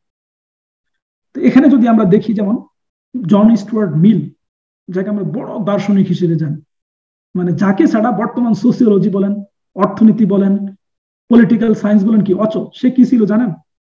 ব্রিটিশ ইস্ট ইন্ডিয়া কোম্পানির অন্যতম একজন শেয়ার হোল্ডার। সে নিজেও একজন লর্ড ছিল। তার এটা দেখেন, by the natural growth of civilization, power passes individual to the masses, and the worth and importances of an individual as compared with the mass sink into greater and greater insignificance. কি বলতেছে? by the natural growth of civilization, অর্থাৎ সভ্যতার যেই ক্রমবিকাশের গতিধারা, প্রাকৃতিক যে গতিধারা, এটা কি করে? পাওয়ার passes individual to the masses, অর্থাৎ ক্ষমতা কোথায়? ব্যক্তির হাত থেকে মেসেজ অর্থাৎ একটা গোষ্ঠীর হাতে চলে যায়। এখানে গোষ্ঠী বলতে কি? এখানে গোষ্ঠী বলতে কি সাধারণ মানুষ? এখানে গোষ্ঠী বলতে বড় বড় কোম্পানি, ইস্ট ইন্ডিয়ান কোম্পানি নামক মাল্টি ন্যাশনাল যে কোম্পানিগুলো, এগুলো হচ্ছে এখানে মেসেজ। এই জন্য আমাদেরকে এগুলো পড়ার সময় ভালোভাবে তৎকালীন সময়ের সোসিওলজিকে সামনে রেখে পড়া উচিত, নাহলে এগুলো আমাদেরকে ব্যাপকভাবে প্রতারিত করবে। And the worth of importances of an individuals and compared with mass, আর যখন এই যে মূল্য এবং গুরুত্ব এই সকল ইন্ডিভিজুয়ালের আমরা যখন কম্পেয়ার করবো কিসের সাথে? এই ম্যাসের সাথে বা এই গোষ্ঠীর সাথে, দেখেন এখানে সেই স্পষ্ট করে দিচ্ছে, sink into greater and greater insignificance, এটা কি? তত বেশি অর্থহীন হয়ে যাবে, অর্থাৎ ব্যক্তি মূল্যহীন হয়ে পড়বে। তো এখন কথা হচ্ছে, এই ব্যক্তি যদি মূল্যহীন হয়ে পড়ে, তাহলে তারা কাজ করবে কেন? এই জন্য আমাদেরকে কি করতে হবে? এইটাই দেখেন লিবারালিজম। তাদের কথা হচ্ছে কি, সভ্যতার অগ্রগতির সাথে সাথে গোষ্ঠী সমূহের শক্তি আরো বেশি বৃদ্ধি পায়। আর এখানে গোষ্ঠী বলতে যেটা বুঝলাম কি, ওই রকম জনসাধারণ না, ফর্মাল মাল্টি ন্যাশনাল কোম্পানি সমূহ, বহুজাতিক কোম্পানি সমূহ আমরা যেটাকে বলি, ইউনিলিভার, বর্তমানে যে বাংলাদেশে বড় বড় গ্রুপ, এই গ্রুপ এগুলো আপনারা ভাইবেন না, এগুলো একটাও বাংলাদেশের। তো কি এখানে গোষ্ঠী বলতে ফর্মাল যে প্রতিষ্ঠান সমূহ, আর এখানে মূল বিষয় কি? মূল বিষয় হচ্ছে কোম্পানির স্বার্থ। এখানে ব্যক্তির ভূমিকা কি? অর্থহীন। ওখানে ব্যক্তি কি? শুধুমাত্র একটা আলাত, অর্থাৎ উপাদান। তো এখন এর জবাবে জন স্টুয়ার্ট মিল বলতেছে যে আমাদেরকে এমন একটা শিক্ষা ব্যবস্থা প্রণয়ন করতে হবে যারা এই শিক্ষা ব্যবস্থার অধীনে, এই শিক্ষা ব্যবস্থার সিস্টেমের অধীনে তারা বসবাস করবে। এমনকি এই শিক্ষা ব্যবস্থাকে অবশ্যই ক্যাপিটালিস্ট সিস্টেমের একটা সাব সেকশন হিসেবে আমাদেরকে গড়ে তুলতে হবে। আমাদের ফিকা কিভাবে গ্রাউন্ড হারাইল, বর্তমান দুনিয়া কিভাবে এই অবস্থায় চলে আসলো, এটা আমরা যদি এই বিষয়গুলোকে সামগ্রিকভাবে না পড়ি তাহলে আমরা আমাদের এই আমরা কেন অপ্রাসঙ্গিক হয়ে পড়লাম এই পৃথিবীতে, এগুলো আমাদের পক্ষে বোঝা সম্ভব। কেন আমাদের মাদ্রাসাগুলো অপ্রাসঙ্গিক হয়ে গেল, এর স্থলে কেন সিস্টেমের সাথে সম্পৃক্ত যে সাবজেক্টগুলো এগুলো বেশি প্রাসঙ্গিক হয়, এগুলো আমাদেরকে এখান থেকে বের করতে হবে। তো শুধুমাত্র এই শিক্ষা ব্যবস্থা তৈরি করলেই হবে, বরং তাদের মধ্যে এমন একটা বিশ্বাস তৈরি করতে হবে যে এর চাইতে ভালো পন্থা কি আর হতে পারে না। আমাদেরকে যদি নিরাপদ একটি ভবিষ্যতের নিশ্চয়তা দিতে পারে তাহলে তারা কে? হয় ইউরোপ, না হয় আমেরিকা। এটা আমি বললাম আর কি, সে তো আর বলে নাই। এমন একটা শিক্ষা ব্যবস্থা প্রণয়ন করতে হবে যেই শিক্ষা ব্যবস্থা মানুষকে নিশ্চয়তা দিবে কি এর চাইতে ভালো আর কোনো পন্থা নাই। তো এইটা তারা প্রতিষ্ঠিত করার জন্য দুইটা পন্থাকে সবসময় ব্যবহার করে। একটা হচ্ছে কি? ইকোনমিক্যাল পাওয়ার, আর একটা হচ্ছে সাইকোলজিক্যাল পাওয়ার। সাইকোলজিকে নিয়ন্ত্রণ করার জন্য সবচেয়ে বড় উপাদান কি? ওই সময়ে কি ছিল? ওই সময় ছিল উপন্যাস, the Daniel Defoe, Robinson Crusoe পড়ে দেখেন। বর্তমানে কি? বর্তমানে হচ্ছে সিনেমা। সাইকোলজিকে নিয়ন্ত্রণ, অর্থনীতিকে নিয়ন্ত্রণ, এই দুইটার মাধ্যমে কি এটা প্রমাণ করে দেওয়া যে এর চাইতে বড় ভালো সিস্টেম আর হতে পারে না। এখানেও আপনারা যারা শুনতেছেন আমি শিওর 90% আমরা কি এইভাবে শুনতে, আর ভাই বলতেছে হয়তো কোথাও থেকে পড়ে আসছে, আবেগের সাথে বলতেছে, এগুলো আসলে সম্ভব না। কারণ এটা আপনাদেরও দোষ না, আমাদেরও দোষ না। এটা হচ্ছে কি, আমরা এমন একটা দুনিয়ায়, এমন একটা জগতে বসবাস করতেছি, রাস্তায় বের হইলে আমার এগুলো আপনাদের কাছে অপ্রাসঙ্গিক মনে হবে, আমি এটা খুব ভালো করে জানি। কিন্তু একজন না একজনকে আজান দিতেই হবে, মুসল্লি আসুক আর না আসুক। এখন তারা কি বলে, একটু আগে বললাম যেটা কি, তারা মানুষকে ইন্ডিভিজুয়ালকে শক্তিশালী বানায়, তাকে ফ্রিডম দেয়, তাকে রিজন দেয়, ইকুয়ালিটি দেয়, টলারেশন শেখায়, কনসেন্স শেখায়, কনস্টিটিউশনালিজম শেখায়। এটা কি সত্যি শেখায়? এখন যদি আমরা দেখি, দেখেন তারা আমাদেরকে শক্তিশালী বানায় কোন অর্থে? আমার নফসকে পরিতৃপ্ত করতে পারবো, আমার শাহবি যে আবেগগুলো, আমার যৌনতা, আমার যে আকাঙ্ক্ষাগুলা, এইগুলাকে সামনে নিয়ে এসে এগুলাকে পাওয়াটাই হচ্ছে কি আমার ড্রিম। এই ড্রিমকে আমি যাতে বাস্তবায়ন করতে পারি, এইটা বাস্তবায়ন করার জন্য যতটুকু স্বাধীনতা, এর পূর্ণ স্বাধীনতা সে আমাকে দেয়। ক্যাপিটালিজম সবসময় কি করে? কোন একটা প্রোডাক্ট বানানোর আগে এর কাস্টমারকে আগে বানায়, আগে কাস্টমার বানায়, এরপরে কি বানায়? প্রোডাক্ট বানায়। সে কোথাও পাবেন না আগে প্রোডাক্ট বানাইছে এরপরে কাস্টমার বানাইছে। আগে সে প্রোডাক্ট বানায়, এর আগে সে কাস্টমার বানায়, এরপরে সে প্রোডাক্ট বানায়। এই হচ্ছে ক্যাপিটালিজম। তো এই জন্য আপনার হাতে হয়তো অনেক টাকা আছে, আপনি কি আমেরিকা থেকে আরে আমি ইচ্ছে মতো যে কোনো জায়গায় যা ইচ্ছে তাই বাজার করতে যাই, এখানে যাচ্ছি সেখানে যাচ্ছি, এটাকে বলা হয় কি জানেন? Glass sailing. মানে কি? কাচের ছাদ।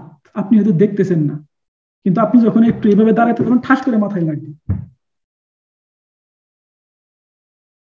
তো এটা হচ্ছে কি, তারা আমাদেরকে এইভাবে, যেমন মনে করেন আপনার অ্যাকুরিয়ামের মধ্যে মাছ দেখছেন না, সে ভাবে কি আমার জগৎ তো বিশাল, আমি ঘুরে বেড়াচ্ছি, সাঁতার কাটতেছি, কত সুন্দর জীবন। কিন্তু কোথায়? সে অ্যাকুরিয়ামের ভেতরে। তো আমরাও বর্তমানে সমগ্র মানবতা অ্যাকুরিয়ামের মধ্যে বসবাস করতেছি, কিন্তু আমরা বুঝতেছি না। তো আমাদের যে স্বাধীনতা বলতে যেটা বোঝায় সেটা হচ্ছে কি, ওই যে আমি আমার শাহওয়াত বা নফসের যে আবেদন, এটাকে পূরণ করতে পারবো, এই পর্যন্ত আমি স্বাধীন। আপনি জানতো আমেরিকাতে গিয়ে অ্যান্টিসেমিটিজমের বিরুদ্ধে একটা কথা বলতে পারবেন? তারিক রামাদানের একটা বক্তব্য পালেক্সপোতে প্যালেস্টাইনের পক্ষে দেওয়ার কারণে দেখেন লোকটা কি করছে।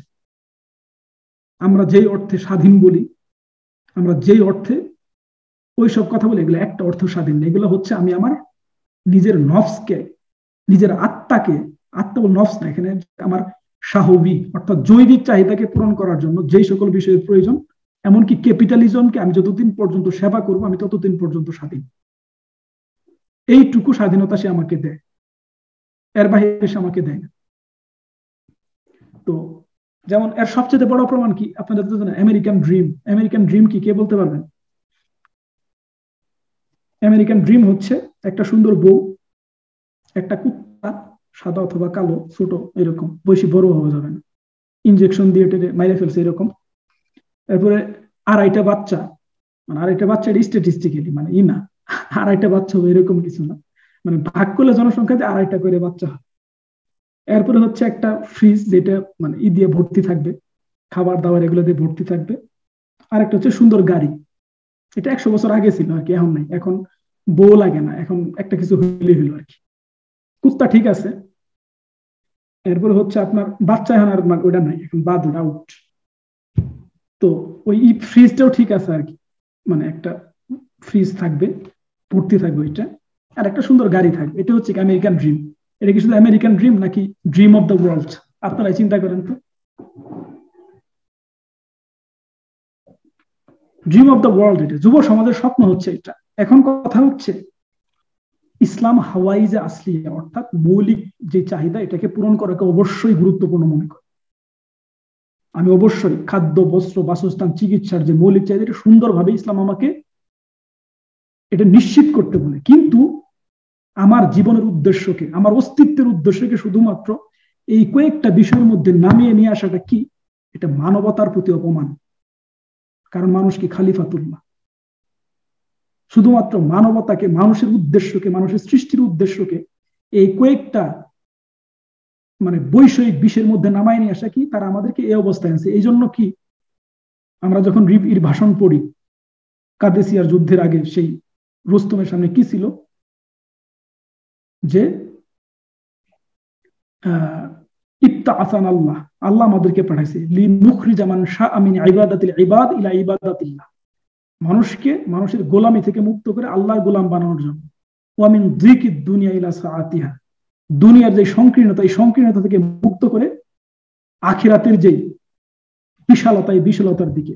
ওয়া মিন জাওরিল আদিয়ান ইলা আবদিল ইসলাম, বিভিন্ন ধর্মের যেই মানুষের উপর সৃষ্ট গোলামি, এখান থেকে উদ্ধার করে ইসলামের আদালতের দিকে নিয়ে যেতে চাই। তো এখন আমরা কি কোম্পানির গোলামি করি না? তো এখন আমাদের কি করা উচিত? ইবতাআসান আল্লাহ লিনুখরিজা মান মিন ইবাদাতিল কোম্পানিয়া ইলা ইবাদাতিল্লাহ। সবার জীবনের স্বপ্নকে একটা কোম্পানির বড় কর্পোরেট অফিসার হবে। তো এটা কি সারা জীবনের জন্য প্রযোজ্য? আমাদেরকে বড় লক্ষ্য উদ্দেশ্যকে সামনে রেখে জীবন চলতে হবে। আমাদের জীবনকে ওই আমেরিকান ড্রিমের মধ্যে সীমাবদ্ধ করে চলবে না, কারণ আমরা মুসলমান। ওয়ালাকাদ কাররামনা বানি আদামা ওয়া হামালনাহুম মা ফিল বাররি ওয়াল বাহর। আমার জন্য কি সমগ্র পৃথিবী সৃষ্টি করা হয়েছে, সমগ্র মহাকাশ মহাজগৎ সৃষ্টি করা হয়েছে। আমি শুধুমাত্র আমার জীবনকে, আমার জীবনের লক্ষ্যকে এই 2-3টা বস্তুগত চাহিদার মধ্যে সীমাবদ্ধ করে রাখতে পারি, এটা আমার নিজের প্রতি অপমান। কারণ আমি কি হিবাতুল্লাহ, আল্লাহর দেওয়া উপহার। ওয়া নাফাখনা ফীহি মির রূহিনা, আমার ভেতরে কি আল্লাহর ফুঁকে দেওয়া রূহ আছে। তো এই জন্য আমাকে সর্বপ্রথম আমার যে মানবিক মর্যাদা, এটাকে ওই খুদি বলি না, এই খুদিকে আবিষ্কার করতে হবে। এরপরে হচ্ছে কি, কতক্ষণ লাগবে আল্লাহ জানে, কি করবে।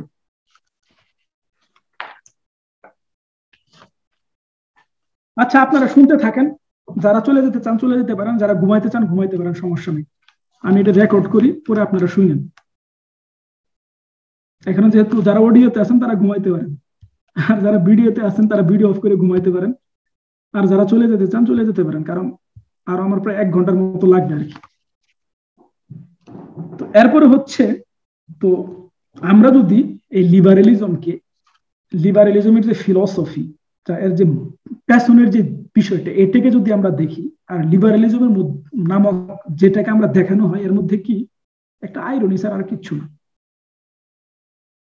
তো এইটার যেমন তারা সবাই খারাপ না। আমি সবসময় বলি ইউরোপের ভালো ভালো চিন্তাবিদ আছে, এদেরকে আমাদের পড়া উচিত। যেমন মনে করেন কেউ যদি ক্যাপিটালিজমকে ভালোভাবে খণ্ডন করতে চায়, সে মার্কসের ডাস ক্যাপিটাল পড়াটাই এনাফ।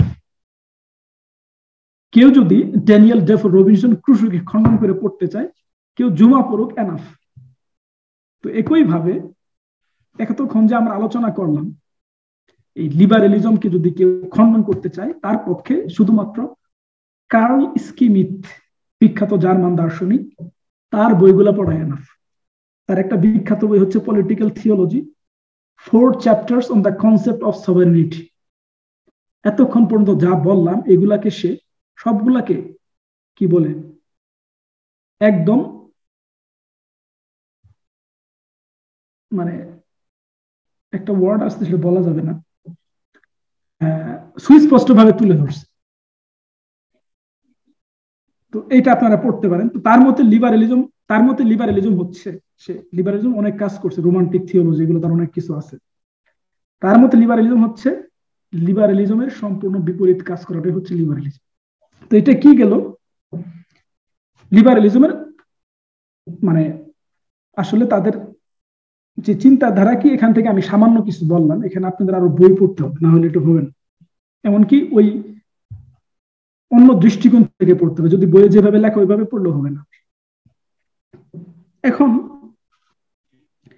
এই লিবারেলিস্ট ক্যাপিটালিস্ট আইডিওলজি কেমন একটা দুনিয়া আছে, একটু আগে বললাম না, যেই চিন্তাধারা ভবিষ্যতের ওয়াদা করতে না পারে, আগামীকাল কি হবে এটা বলতে না পারে, সেই চিন্তাধারা কি পৃথিবীতে কোনোদিন টিকে থাকতে পারে না। তো তাদের কথা হচ্ছে কি, লিবারেল সোশ্যালিস্ট যে অ্যাপ্রোচ, এদেরও অভিন্ন লক্ষ্য, সেটা কি ওয়ার্ল্ড স্টেট, বিশ্ব রাষ্ট্র।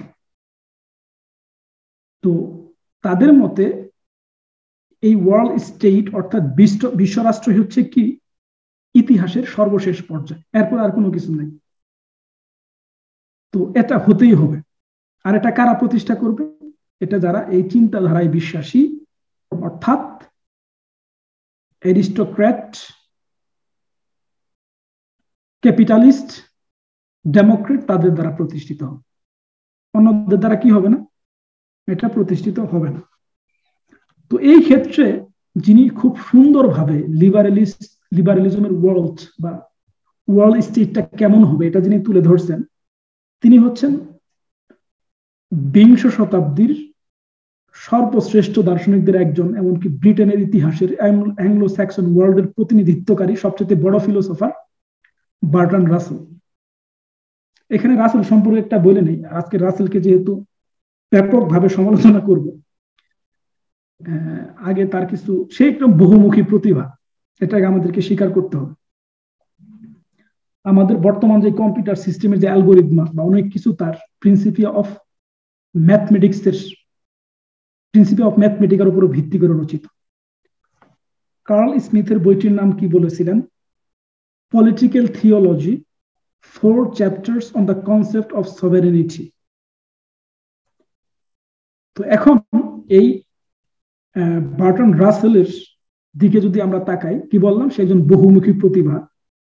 এমনকি বর্তমানে যদি কেউ লিঙ্গুইস্টিক্স নিয়ে কাজ করতে চায়, তার বিকল্প খুব কম মানুষ আছে, বিশেষ করে লজিক এবং লিঙ্গুইস্টিক্স এর ক্ষেত্রে তার যে ভূমিকা। এখানে মান্তিক এবং লজিকের মধ্যে পার্থক্য আছে, এটা আজকে না, এটা পরে বলবো একসময়। তো লজিক, এটা আমি মান্তিক বলতেছি না, লজিক বলতেছি এই জন্য, কেউ যদি লজিক নিয়ে কাজ করতে চায়, ম্যাথমেটিক্স এবং লজিকের মধ্যকার যে রিলেশন, যে সম্পর্ক, তার বিকল্প নাই। এই ধরনের সে একজন বড় মাপেরই, এমনকি আপনারা জানেন সে নোবেলও পাইছে সাহিত্যে। সে দার্শনিক কিন্তু নোবেল পাইছে সাহিত্যে, তার মানে ইংরেজি ভাষার ক্ষেত্রে তার এরকম দখল ছিল। তো তার এই সব পরিচয় আজকে একদিকে, আজকের যে বার্ট্রান্ড রাসেল, সেটা হচ্ছে তার মুখে আমরা শুনবো, এমনকি আমরা বললাম না তাদের ওয়াদাকিত জান্নাতটা কেমন, এটার সবচেয়ে বড় প্রতিনিধিকে, একবিংশ শতাব্দীর সবচেয়ে বড় ফিলোসফার, ব্রিটিশদের ইতিহাসের যদি 10 জন ফিলোসফারকে ধরা হয় তার মধ্যে একজন, বার্ট্রান্ড রাসেল ওয়ার্ল্ড স্টেটকে কিভাবে তুলে ধরতো, এটা নিয়ে যেহেতু আমরা আলোচনা করব। তো তার স্বপ্ন হচ্ছে এরকম ওয়ার্ল্ড স্টেট। তো সে কোন সময়ে এই যে বইটা সায়েন্টিফিক আউটলুক এটা রচনা করছে, এটা হচ্ছে মূলত মানে লিবারালিস্টদের যে ওয়াদাকৃত জান্নাত, এটা হচ্ছে আউটলাইন, আউটলুক, সায়েন্টিফিক আউটলুক। তো এটা লেখছে 1930 সালের দিকে। 1930 সাল মানে কি? 1930 সাল মানে হচ্ছে ব্রিটেনের এত বড় সাম্রাজ্য, যেই সাম্রাজ্যের কি সূর্য কোনোদিন ডুবে না, এরকম একটা সাম্রাজ্যের সন্তান সে। চিন্তা করেন তার আত্মবিশ্বাসের জায়গাটা কোথায়। ওখান থেকে সে কি রচনা করতেছে? ওয়ার্ল্ড স্টেট বা লিবারালিজমের ওয়াদাকৃত জান্নাত বা প্যারাডাইসটা কেমন হবে। এখানে যদি আমরা দেখি তাহলে দেখতে পাই যে তার মতে লিবারালিজম কর্তৃক প্রতিষ্ঠিত যে মডার্ন সোসাইটি তৈরি হবে, এটা হবে প্রপাগান্ডার উপর ভিত্তি করে। আর এই প্রপাগান্ডার মাধ্যমে তারা মানুষকে কনভিন্স করবে, আর সেই সমাজ মূলত এই কনভিন্সিং ওয়েতে তাদের তৈরিকৃত যে প্রপাগান্ডা, এই প্রপাগান্ডাই হবে কি এই মডার্ন সোসাইটির মূল ভিত্তি, অর্থাৎ অ্যাডভার্টাইজমেন্ট। একটু আগে যেটা বললাম, ক্যাপিটালিজম কোন প্রোডাক্ট তৈরি করার আগে কি তৈরি করে? কাস্টমার তৈরি করে। ক্যাপিটালিজম যেই গাছের ছায়াকে বিক্রি করতে পারবে না, ওই গাছকে সে আর দ্বিতীয় দিন বাঁচায় রাখতে পারবে না, ওই দিনই কাইটা কাঠ বিক্রি করে দিবে। এই জন্য ম্যান্ডেভিলের যে বললাম দ্য ফেবল অফ বিজ, ওয়েলথ অফ নেশনস, এগুলাকে আমাদের ভালোভাবে মাথায় রাখতে হবে। তো রাসেলের ওই কল্পিত দুনিয়াতে ডেমোক্রেসি বলতে কিছু থাকবে না, অর্থাৎ ওই ওয়ার্ল্ড স্টেটে ডেমোক্রেসি একটা অসম্ভব বিষয়, কারণ ডেমোক্রেসি থাকলে এখানে ওই ওয়ার্ল্ড স্টেট প্রতিষ্ঠিত হবে। তাহলে কিসের উপর ভিত্তি করে হবে? অলিগার্সি, অলিগার্কি যেটাকে আমরা বলি, এই অলিগার্কির উপর ভিত্তি করে প্রতিষ্ঠিত হবে। আর এই অলিগার্সিক ভূমিভিত্তিক কোন অলিগার্সি হবে না, এটা হবে কিসের উপর ভিত্তি করে? বিজ্ঞানীদের একটা সমাজ হবে এটা, অর্থাৎ সায়েন্টিফিক অলিগার্সি, যেখানে বিজ্ঞানীগণ হবেন কি এই শ্রেণীর মূল স্তম্ভ, অর্থাৎ সবকিছু সায়েন্টিফিক হবে। যেমন এখন যদি আমরা তার এই বইয়ের দিকে তাকাই, এখানে তিনি কি বলতেছেন আমাদেরকে? তিনি বলতেছেন as the example of Russia has shown, it is now possible for men of energy and intelligence, if they once become possessed of the governmental machine, to retain power enough, though at first they may have to face the opposition of the majority of the population. অর্থাৎ আমরা রাশিয়ার উদাহরণকে যদি একদিকে রাখি, গতিশীল ও মেধাবীরা একবার ক্ষমতা পাওয়ার পরে প্রথমেই তারা সংখ্যাগরিষ্ঠ একটি অংশের বিরোধিতার সম্মুখীন হলেও ক্ষমতাকে নিজেদের হাতে কুক্ষিগত করে রাখতে সক্ষম হবে। কে বলতেছে এখানে? এখানে কি বলতেছে? Energy and intelligence, man of energy and intelligence. এখানে কারা? তার ওই যে সায়েন্টিফিক অলিগার্সি যারা, এরা। তো এখানে মানে একবার কোনো মতো ওই পর্যায়ে পৌঁছার সাথে সাথে কি, যেমন মনে করেন গাড়ি চালানোর সময় আপনি 100 বা 150 180-তে উঠছেন, তো ধরে রাখবেন আপনি যাইতে থাকবেন, মানে এরকম একটা টেন্ডেন্সি। তো এরকম যখন হবে তখন কি হবে? তাহলে তারা ক্ষমতাকে ধরে রাখতে পারবে। এরপরে কি বলতেছে? We must therefore increasingly accept to see governments falling into the hands of oligarchies, not of the birth of the opinion. In countries long accustomed to democracy, the empire of these oligarchies may be concealed behind democratic forms, as was what of Augustine's in Rome, but elsewhere their rule will be undisguised. অর্থাৎ মানে আমরা একটা সময় কি দেখতে পারবো? একটা সময় দেখতে পারবো যে যত দিন যাবে তত এই বৈজ্ঞানিক সমাজের হাতে ক্ষমতা তত আস্তে আস্তে চলে আসবে। যে সকল দেশে দীর্ঘদিন ধরে গণতন্ত্র চলে আসছে, সেই সকল দেশে এই অলিগার্সির সর্বময় ক্ষমতা প্রতিষ্ঠিত হবে কিভাবে? এই ডিসগাইজড, অর্থাৎ এই গণতন্ত্রের আড়ালে তারা জায়গা করে নিবে। যেমনটা হয়েছিল কোথায়? অগাস্টিনের রোমে। অর্থাৎ রোম সাম্রাজ্যে অগাস্টিনাসের যেই ক্ষমতা এবং কর্তৃত্ব ছিল, তাদের এই কথিত ওয়ার্ল্ড স্টেটে এই সায়েন্টিফিক অলিগার্সির কি হবে, ক্ষমতা বা অবস্থান ওই রকম হবে। এই ক্ষেত্রে তারা গণতন্ত্রের আশ্রয় নিতে পারে। যদি আমরা নতুন একটি সমাজ গঠন করতে চাই, তাহলে সেখানে কি চিন্তাগত অলিগার্সি ইজ মাস্ট।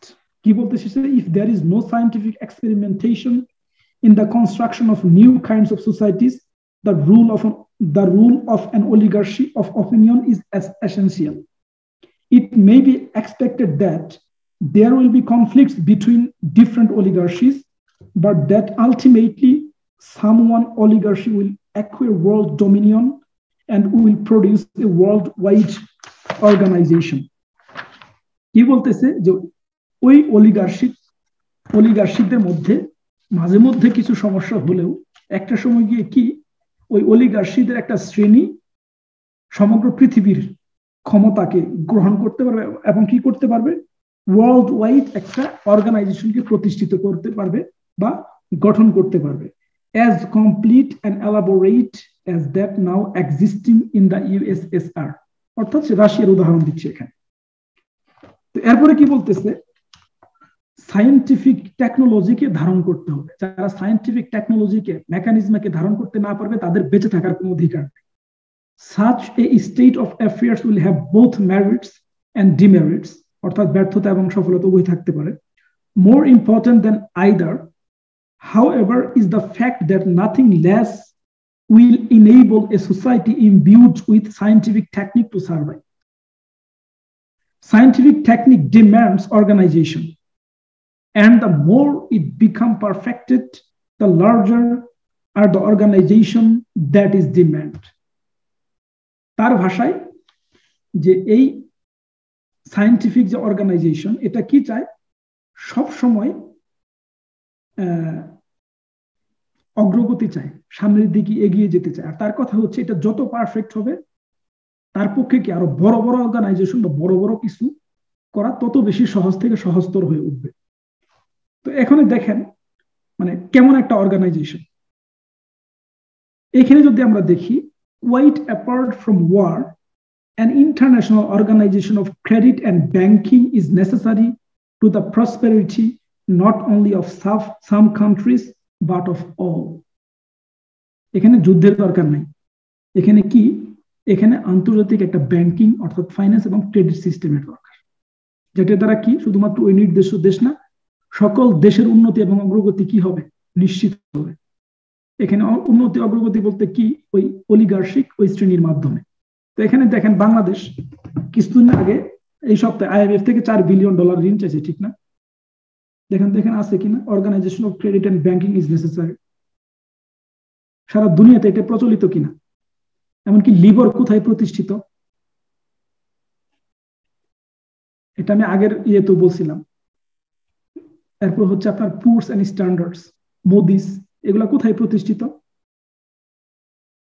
যেমন বাংলাদেশ এখন যে ঋণ চাইছে, এটা কি সে বাংলাদেশ সরকারকে তারা টাকা পাঠাই দিবে, পরে বাংলাদেশ সরকার যেখানে যেইভাবে লাগে ওইভাবে খরচ করবে? একটা টাকাও বাংলাদেশের ফান্ডে আসবে? এই টাকা কোথায় যাবে জানেন? বড় বড় বহুজাতিক কোম্পানির হাতে। এমনকি বাংলাদেশের পক্ষে একটা টাকাও সে যেভাবে ইচ্ছা সেইভাবে খরচ করার কোনো অধিকার নেই। তারা যেভাবে প্রেসক্রাইব করবে ওইভাবেই তাকে এই অর্থ ব্যয় করতে হবে। এটি হচ্ছে IMF, এটি হচ্ছে ওয়ার্ল্ড ব্যাংক। এরপরে কি বলতেছে, আমি বেশি করব না।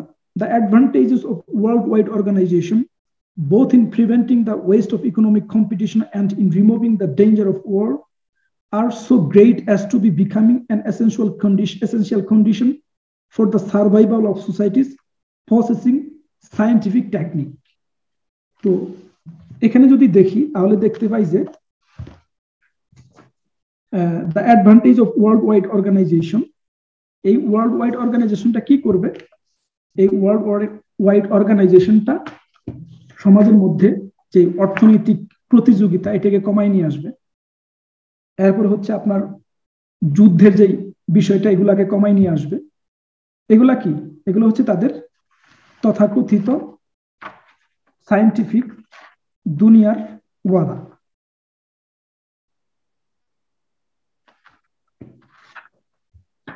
তারপর হচ্ছে কি, the advantages to be derived from an organized world state are great and obvious. There will be, in the first place, security against war and saving of almost the whole effort and expenses now devoted to competitive armaments.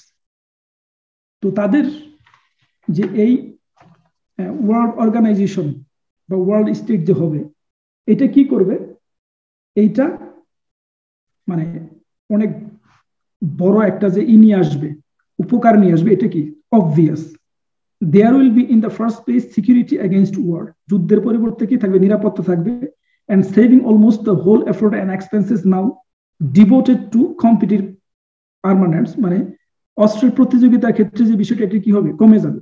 There will be, one must suppose, a single highly efficient fighting machine employing mainly aeroplanes and chemical methods of warfare, which will be quite obviously irresistible and will therefore not be resisted.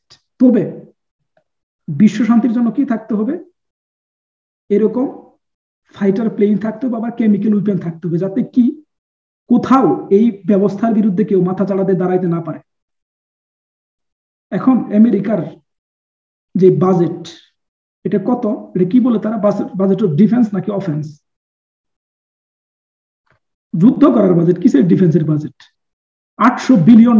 তার মানে কি কোথাও মাথা তুলে দাঁড়াইতে পারবে না। সাথে সাথে কি হবে, কি বলতে এসেছে, fighting machine applying mainly aeroplanes and chemical weapons. মানে কি, এক জায়গায় কোথাও আসলে কি ওইটুকুকেই ধ্বংস করবে, এই ধরনের অস্ত্র আমাদেরকে কি করতে হবে, সবসময় হাতে রাখতে হবে, যাতে কি আমাদের এই ব্যবস্থার বিরুদ্ধে কেউ মাথা চাড়া দিয়ে দাঁড়াইতে না পারে। এরপরে কি বলতেছে, the central government may be changed from time to time by a palace revolution.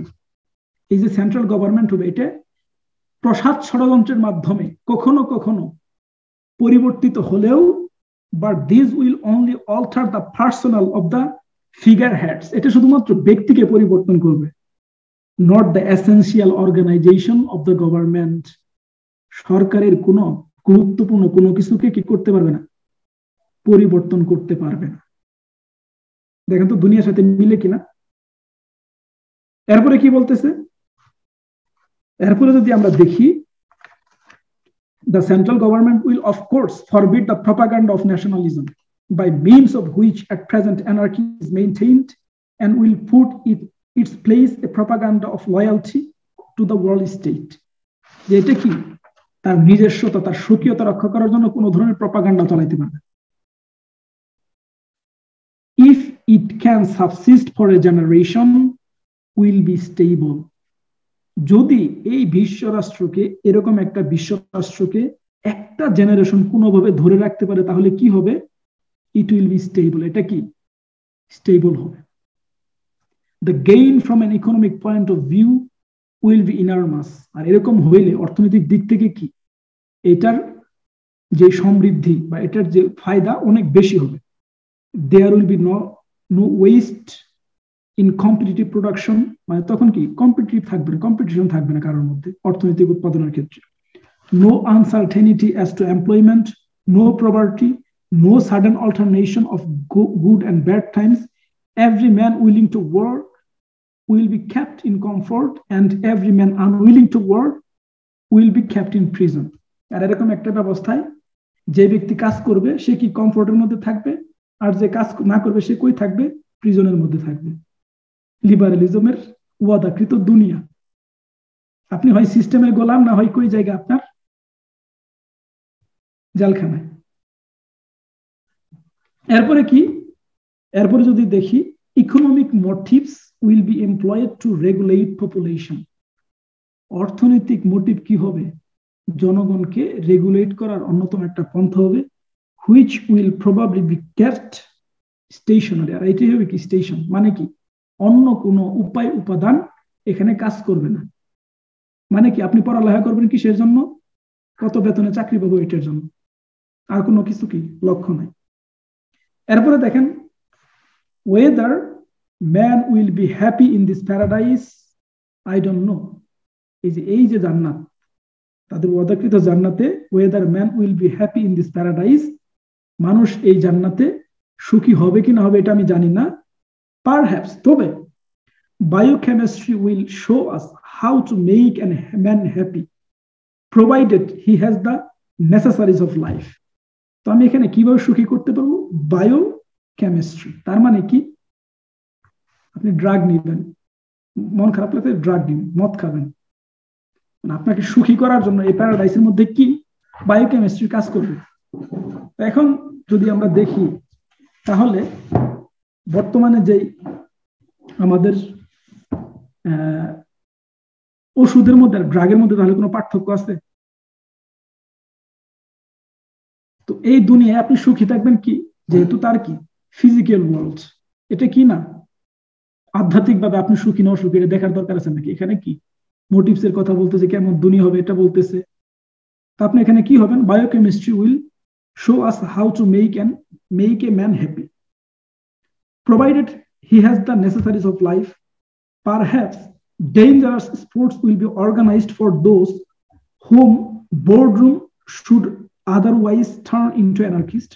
Perhaps sport will take over the cruelty which will have been banished from politics. Perhaps football will be replaced by the play battles in the air in which death will be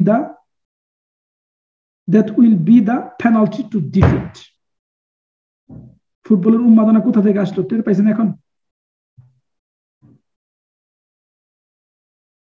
সে আরো বলতেছে, it may be that so long men are allowed to seek death, they will not mind having to seek it in a trivial cause to fall through the air before a million spectators may come to be thought a glorious death, even if it has no purpose but the amusement of the holiday crowd. তো এখন মানুষ কি অমর হইতে চায়, মানুষ কি বিখ্যাত হইতে চায়।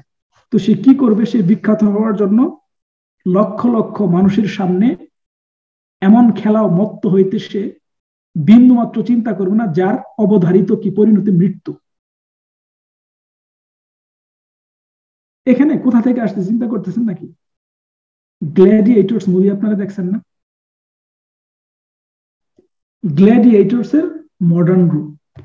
যখন দেখবে কি এই ব্যক্তি মানে এরকম একটা খেলা চিন্তা করেন, আকাশ থেকে পড়তেছে, পড়ে গিয়ে মরে গেছে, কে কত উপর থেকে পড়ে গিয়ে মরছে, তার নামে বড় একটা স্ট্যাচু বানানো হচ্ছে। কি মানে কি পরবর্তী মানুষ কি করবে? হ্যাঁ, এইভাবে তো আমি অমর হইতে পারি, কারণ মানুষের মধ্যে কিন্তু এটা আছে, সে অমর হইতে চায়, সে বেঁচে থাকতে চায় মানুষের মধ্যে তার কর্ম দিয়ে। তো কিভাবে বেঁচে থাকবে সে এরকম একটা জগতে? এই ধরনের বিষয় দিয়ে। তো এরপরে কি বলতেছে? এরপরে সে যেটা বলতেছে যে it may be that in some such way a safety valve can be provided for the anarchic and violent forces in human nature, or again it may be that by wise education and suitable diet man may cured of their all unruly impulses and all life may become as quiet as Sunday school. তো এটার মাধ্যমে কি হবে? এটার মাধ্যমে বা এই ধরনের পন্থার মাধ্যমে তারা যেটা করবে সেটা হচ্ছে যে স্মার্ট একটা শিক্ষা ব্যবস্থার মাধ্যমে, এমনকি মানুষের জন্য প্রয়োজনীয় এই ধরনের খাদ্যের মাধ্যমে সে কি করবে? মানুষের মধ্যকার যেই মানে এরকম, কারণ তাদেরকে কি করতে হবে? তাদেরকে এমন ধরনের মানুষ লাগবে যারা মানে ওইরকম হবে না, মানে সাহসী হবে না। তাদের মতো এমন মানুষ হইতে হবে যারা কি ওই করে না ডুস ডাস করে না ফুসফাসা এই ধরনের আছে না, মানে আমেরিকার যে মানে মানুষের প্রোটোটাইপ যেটা এরকম মোটা, কিন্তু মানুষ মাথার মধ্যে না আছে কিছু, মানে শরীরের মধ্যে না আছে কিছু, এই ধরনের মানুষ কি করতে হবে? এটা কোন পন্থায়?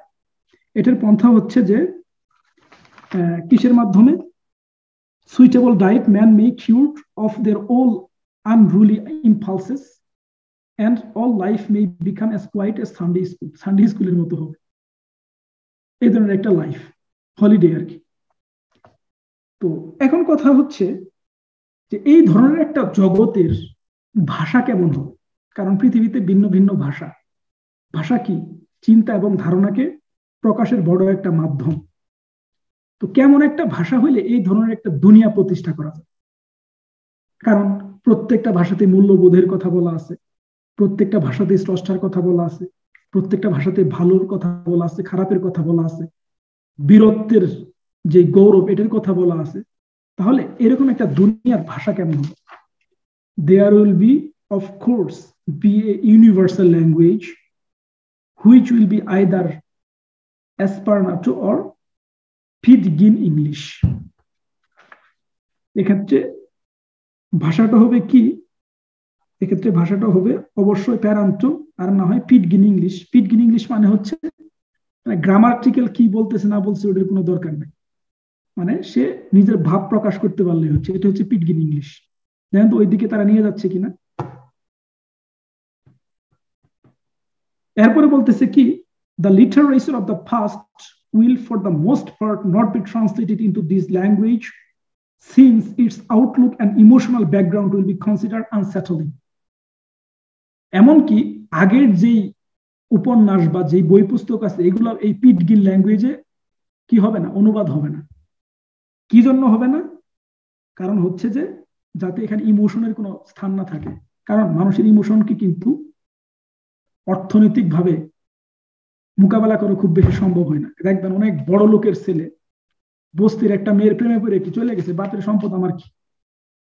তো আশক বা মোহাব্বতের যে ধারণা এটা কিন্তু এরকম, এটাকে অনেক কিছুই সামনে যাইতে পারে না, এটার অনেকে অনেক বড় বড় আন্দোলন ছেড়ে চলে যায়। তো কি বলতেছে সে, যে এই দুনিয়াতে এই দুনিয়াকে টিকিয়ে রাখতে হলে এই ধরনের কোনো বিষয় যাতে সামনে না আসতে পারে, মানে কি অতীত ইতিহাসকে ভুলাই দেওয়া, অতীতের সাথে কোনো ধরনের সম্পর্ক থাকবে, মানে ওই রিস্টার্ট না কি বলে ফরম্যাট দিয়ে একদম জিরো করে দাও। এরপর বলতেছে কি, serious students of history will be able to obtain a permit from the government to study such works as Hamlet and Othello. যারা একটু সিরিয়াস তারা সরকারের কাছ থেকে অনুমতি নেবে যদি তারা ইতিহাস নিয়ে গবেষণা করতে চায়, যেমন অথেল্লো বা হ্যামলেট এই ধরনের কোনো কিছু বিষয়। The general public will be forbidden access to them on the ground that they glorify private murder.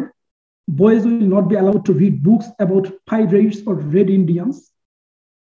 মানে যুবকরা কি করতে পারবে না, কোনো বই চুরি করে পড়তে পারবে না রেড ইন্ডিয়ান সম্পর্কে কোনো কিছু, মানে জাস্ট সিম্বলাইজ করতেছে, মানে কি সে নির্যাতিত নিপীড়িতের কথা বা সে স্বাধীনভাবে কোনো কিছু পড়তেও পারবে না। Love things will be discouraged on the ground that love being anarchic is silly if not weak. লাভকে নিষিদ্ধ করা হবে, এর ব্যাপারে নিরুৎসাহিত করা হবে, এটা যে সিলি একটা বিষয় এভাবেও তুলে ধরা হবে। এর জায়গায় কি করা হবে, তাৎক্ষণিক যে বিনোদনের ব্যাপারগুলা এগুলাকে কি করা হবে, সামনে তুলে ধরা হবে। এলজিবিটি এগুলার পেছনে কেন এগুলা ফান্ডিং করা হচ্ছে?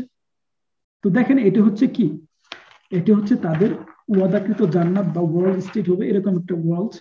তো এখন যদি আমরা বর্তমান দুনিয়ার সাথে মিলিয়ে দেখি, দেখেন তো মিলে কিনা। এখানে আমি আমার আলোচনা শেষ করব দিয়ে, যেমন একটা প্রশ্ন আমাদের কাছে, আমরা যদি চীনকে দেখি, চীন হচ্ছে কি আমেরিকার 1 নম্বর প্রতিদ্বন্দ্বী। এখন কথা হচ্ছে রাশিয়া তাহলে চীনের সাথে লাগতে না গিয়ে রাশিয়ার সাথে কেন লাগতে গেল আমেরিকা? কারণ হচ্ছে কি, তার ওয়ার্ল্ড স্টেট ট্রাম্পের মাধ্যমে একটু হইলেও একটা ঝাঁকি খাইছে। কারণ ট্রাম্প চায়নার দিকে নজর দিতে গিয়ে রাশিয়াকে খুব বেশি নজর দেয় নাই, পাশাপাশি যার কারণে নেটো দুর্বল হয়ে গেছে। এখন কথা হচ্ছে জায়নবাদী যে সভ্যতা, এটা ইউরোপের উপর যে তার যে আধিপত্য এটা সে নেটোর মাধ্যমে প্রতিষ্ঠা করতে চায় বা নেটোর মাধ্যমে প্রতিষ্ঠা করে। তো এখন কথা হচ্ছে যদি এই রাশিয়ার সাথে যুদ্ধ না হতো তাহলে কি এখন নেটোতে ফিনল্যান্ড সুইডেন এসে যোগ দিছে না, এমনকি নেটোর তারা নতুন করে চাঙ্গা করছে না। ওয়ার্ল্ড স্টেটের অন্যতম উপাদান কি বর্তমান নেটো। আপনারা কামালা হ্যারিসনের একটা বক্তব্য আছে মিউনিখে দিছে, সেইটা 10 মিনিটের একটা বক্তব্য, শুনে দেখেন। ইউরোপের যত বড় বড় লিডার আছে সবার সামনে সে চোখে তাকায় বলতেছে আজকে তোমাদের যে উন্নতি অগ্রগতি এটা আমাদের কারণে, আমাদের সেনাবাহিনী তোমাদেরকে পাহারা দিচ্ছে, এই জন্য তোমরা আজকে এত সিকিউর ফিল করতেছো, এই ঋণ তোমাদেরকে শোধ করতে হবে। তো দেখেন তারা নিজেদের এই ওয়ার্ল্ড স্টেটে নিজেদের আধিপত্যকে প্রতিষ্ঠিত করার জন্য ইউক্রেনের কিছু মানুষ মারা গেল, কিছু মানুষ কি বলে নির্বাসিত হলে তাদের কোনো কিছু যায় আসে। তাদের যে কমন অ্যালগোরিদমা, এই অ্যালগোরিদমার আলোকে যদি তখন তারা দেখে যে কি তাদের লাভের পাল্লা ভারী, এই ক্ষেত্রে তারা কি ওই এরোপ্লেন আর কেমিক্যাল উইপেনের মাধ্যমে কিছু মানুষ মরে গেল, ওইগুলা কি তাদের কাছে কোনো ব্যাপার না। এটাই হচ্ছে কি সামারাইজ করলে লিবারেলিজম এবং তাদের ওয়াদাকৃত যে জান্নাতের রূপ এটা কেমন হবে। এখন যদি আমরা দুনিয়ার দিকে তাকাই, এমনকি এটা আমি সাধারণ কোনো মানুষ দিয়ে উদাহরণ দিই নেই, একবিংশ শতাব্দীর বা বিংশ শতাব্দীর সর্বশ্রেষ্ঠ ফিলোসফার, এক অর্থে ব্রিটিশদের গড বলা চলে, তার তৈরিকৃত একটা আউটলুক, একটা আউটলাইন, এমনকি সেটা কোথায় দিচ্ছে, সায়েন্টিফিক আউটলুক। সায়েন্স দিয়ে আমরা কি করতে চাই। এখন দেখেন তো আল্লামা ইকবালের ধর্ম কি সম্ভব কিনা, এটার জবাব কিনা। এটা 30 সালে, ওটা 1932 সালে দেওয়া বক্তব্য। এখন আমাদের এই সামগ্রিক বিষয়গুলো সামগ্রিকভাবে পড়তে হবে। যদি আমরা এইভাবে না পড়তে পারি, এই যে এক এক ধাপে ধাপে আমরা যে ওয়ার্ল্ড স্টেটের দিকে যাচ্ছি, এমনকি আমাদের ওখানে যে পরিণতি অলরেডি 50% হয়ে গেছে, এটা আরো হবে। কিন্তু ওই যে অ্যানেস্থেসিয়া দিয়ে করতেছে যেহেতু, এটা আমরা নিজেরাও বুঝতে পারবো। তো এই জন্য আমাদেরকে এইসব বিষয় উপলব্ধি করতে হবে, নিজেরা উপলব্ধি করা, অপরকে উপলব্ধি করানো, মানুষের সামনে তুলে ধরা, এটা আমাদের ইমানি দায়িত্ব বলে আমি মনে করি। যদি কারো কোনো প্রশ্ন থাকে, 2-3টা প্রশ্ন নিতে পারবো। এই যে বার্ট্রান্ড রাসেলের যেই নীতি বা ফিলোসফিটা বললেন, ডিরেক্টলি ইনডিরেক্টলি এখন আমাদের ওয়ার্ল্ড এই নীতির উপরেই বেস করে চলছে।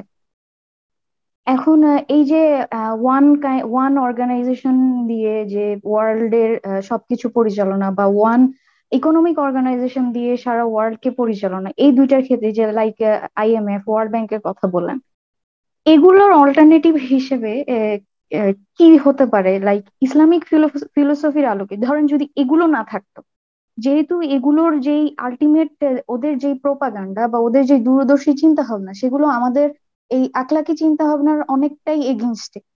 যদি এই জিনিসগুলোকে আমরা অল্টারনেট করতে যাই বা চেঞ্জ করতে যাই, তো এই অর্গানাইজেশন গুলোর অল্টারনেটিভ কি হতে পারে? ইসলামের ক্ষেত্রে আল্লাহ রাব্বুল আলামিন যেই আদেশটা দিয়েছেন সেটা কি, তাআউন এবং তাআরুফ।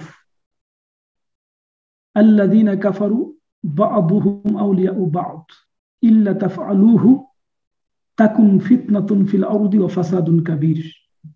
কাফেররা একজন আরেকজনকে সাহায্য করে, তোমরা যদি একজন আরেকজনকে সাহায্য না করো তাহলে কি হবে, পৃথিবীতে ভয়াবহ বিপর্যয় এবং ফিতনার সৃষ্টি হবে। এখন আমাদের একটা D8 আছে, যেমন এই D8 আমাদের বাংলাদেশের ডিপ্লোমেসির কারণে পাকিস্তান এবং ইরান যোগ দেয়নি। তো মূলত এগুলার কে ট্যাকেল দিতে হলে প্রথমত আমাদের যেটা করতে হবে, আমি জানি না আপনি, আমাদের একটা আলোচনা ছিল কেমন একটা দুনিয়ায় বসবাস করতেছি, ওখানে আমরা কিছু পয়েন্টের কথা বলছিলাম যে ইসলামী ঐক্য কিভাবে প্রতিষ্ঠিত হবে এটার ব্যাপারে। যেমন আমাদের জন্য সবচেয়ে বড় যে সফলতা সেটা হচ্ছে যে, যেমন আমরা এটাকে কি এই সায়েন্টিফিক আউটলুককে আল্লামা ইকবাল 1930 সালে 32 সালে জবাব দিছে। এর পরবর্তীতে এসে আমাদের অর্থনীতিবিদগণ, বড় বড় আলেমগণ এটার বিরুদ্ধে আমাদেরকে সতর্ক করছে, এইভাবে না হলেও ভিন্নভাবে সতর্ক করছে। শিক্ষা ব্যবস্থার বিরুদ্ধে আমাদেরকে কথা বলছে, অনেকে চেষ্টা করছে। আলী এজেদ বেগোভিচের ইসলামিক ডিক্লারেশন যদি আপনারা পড়েন, এক অর্থে বলতে গেলে এটার বিরুদ্ধে তার আত্মচিৎকার।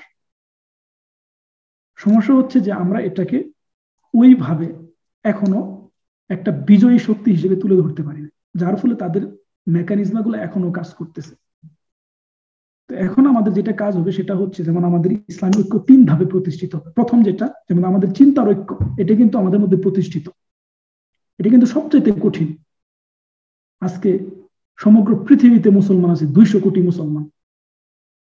2 নম্বর হচ্ছে কি, 2 নম্বর হচ্ছে আমাদেরকে এই চিন্তাটাকে, এই শোষণের বিরুদ্ধে যে চিন্তা, এটাকে সব জায়গায় জানিয়ে দাও। 3 নম্বর পর্যায়ে হচ্ছে এটাকে প্রতিষ্ঠিত করা, অর্গানাইজেশনাল রূপ দেওয়া। তো D8 এর মাধ্যমে এটা অনেকটা অগ্রসর হয়েছিল, কিন্তু পরবর্তীতে এটাকে আর সামনে নিয়ে আসা হয় নাই। এরপর হচ্ছে তাদের ইউরো এবং ডলারের বিরুদ্ধে, যেমন ইউরোর ধারণা, মানে ইউরো হয়েছে কবে, 97 সালে।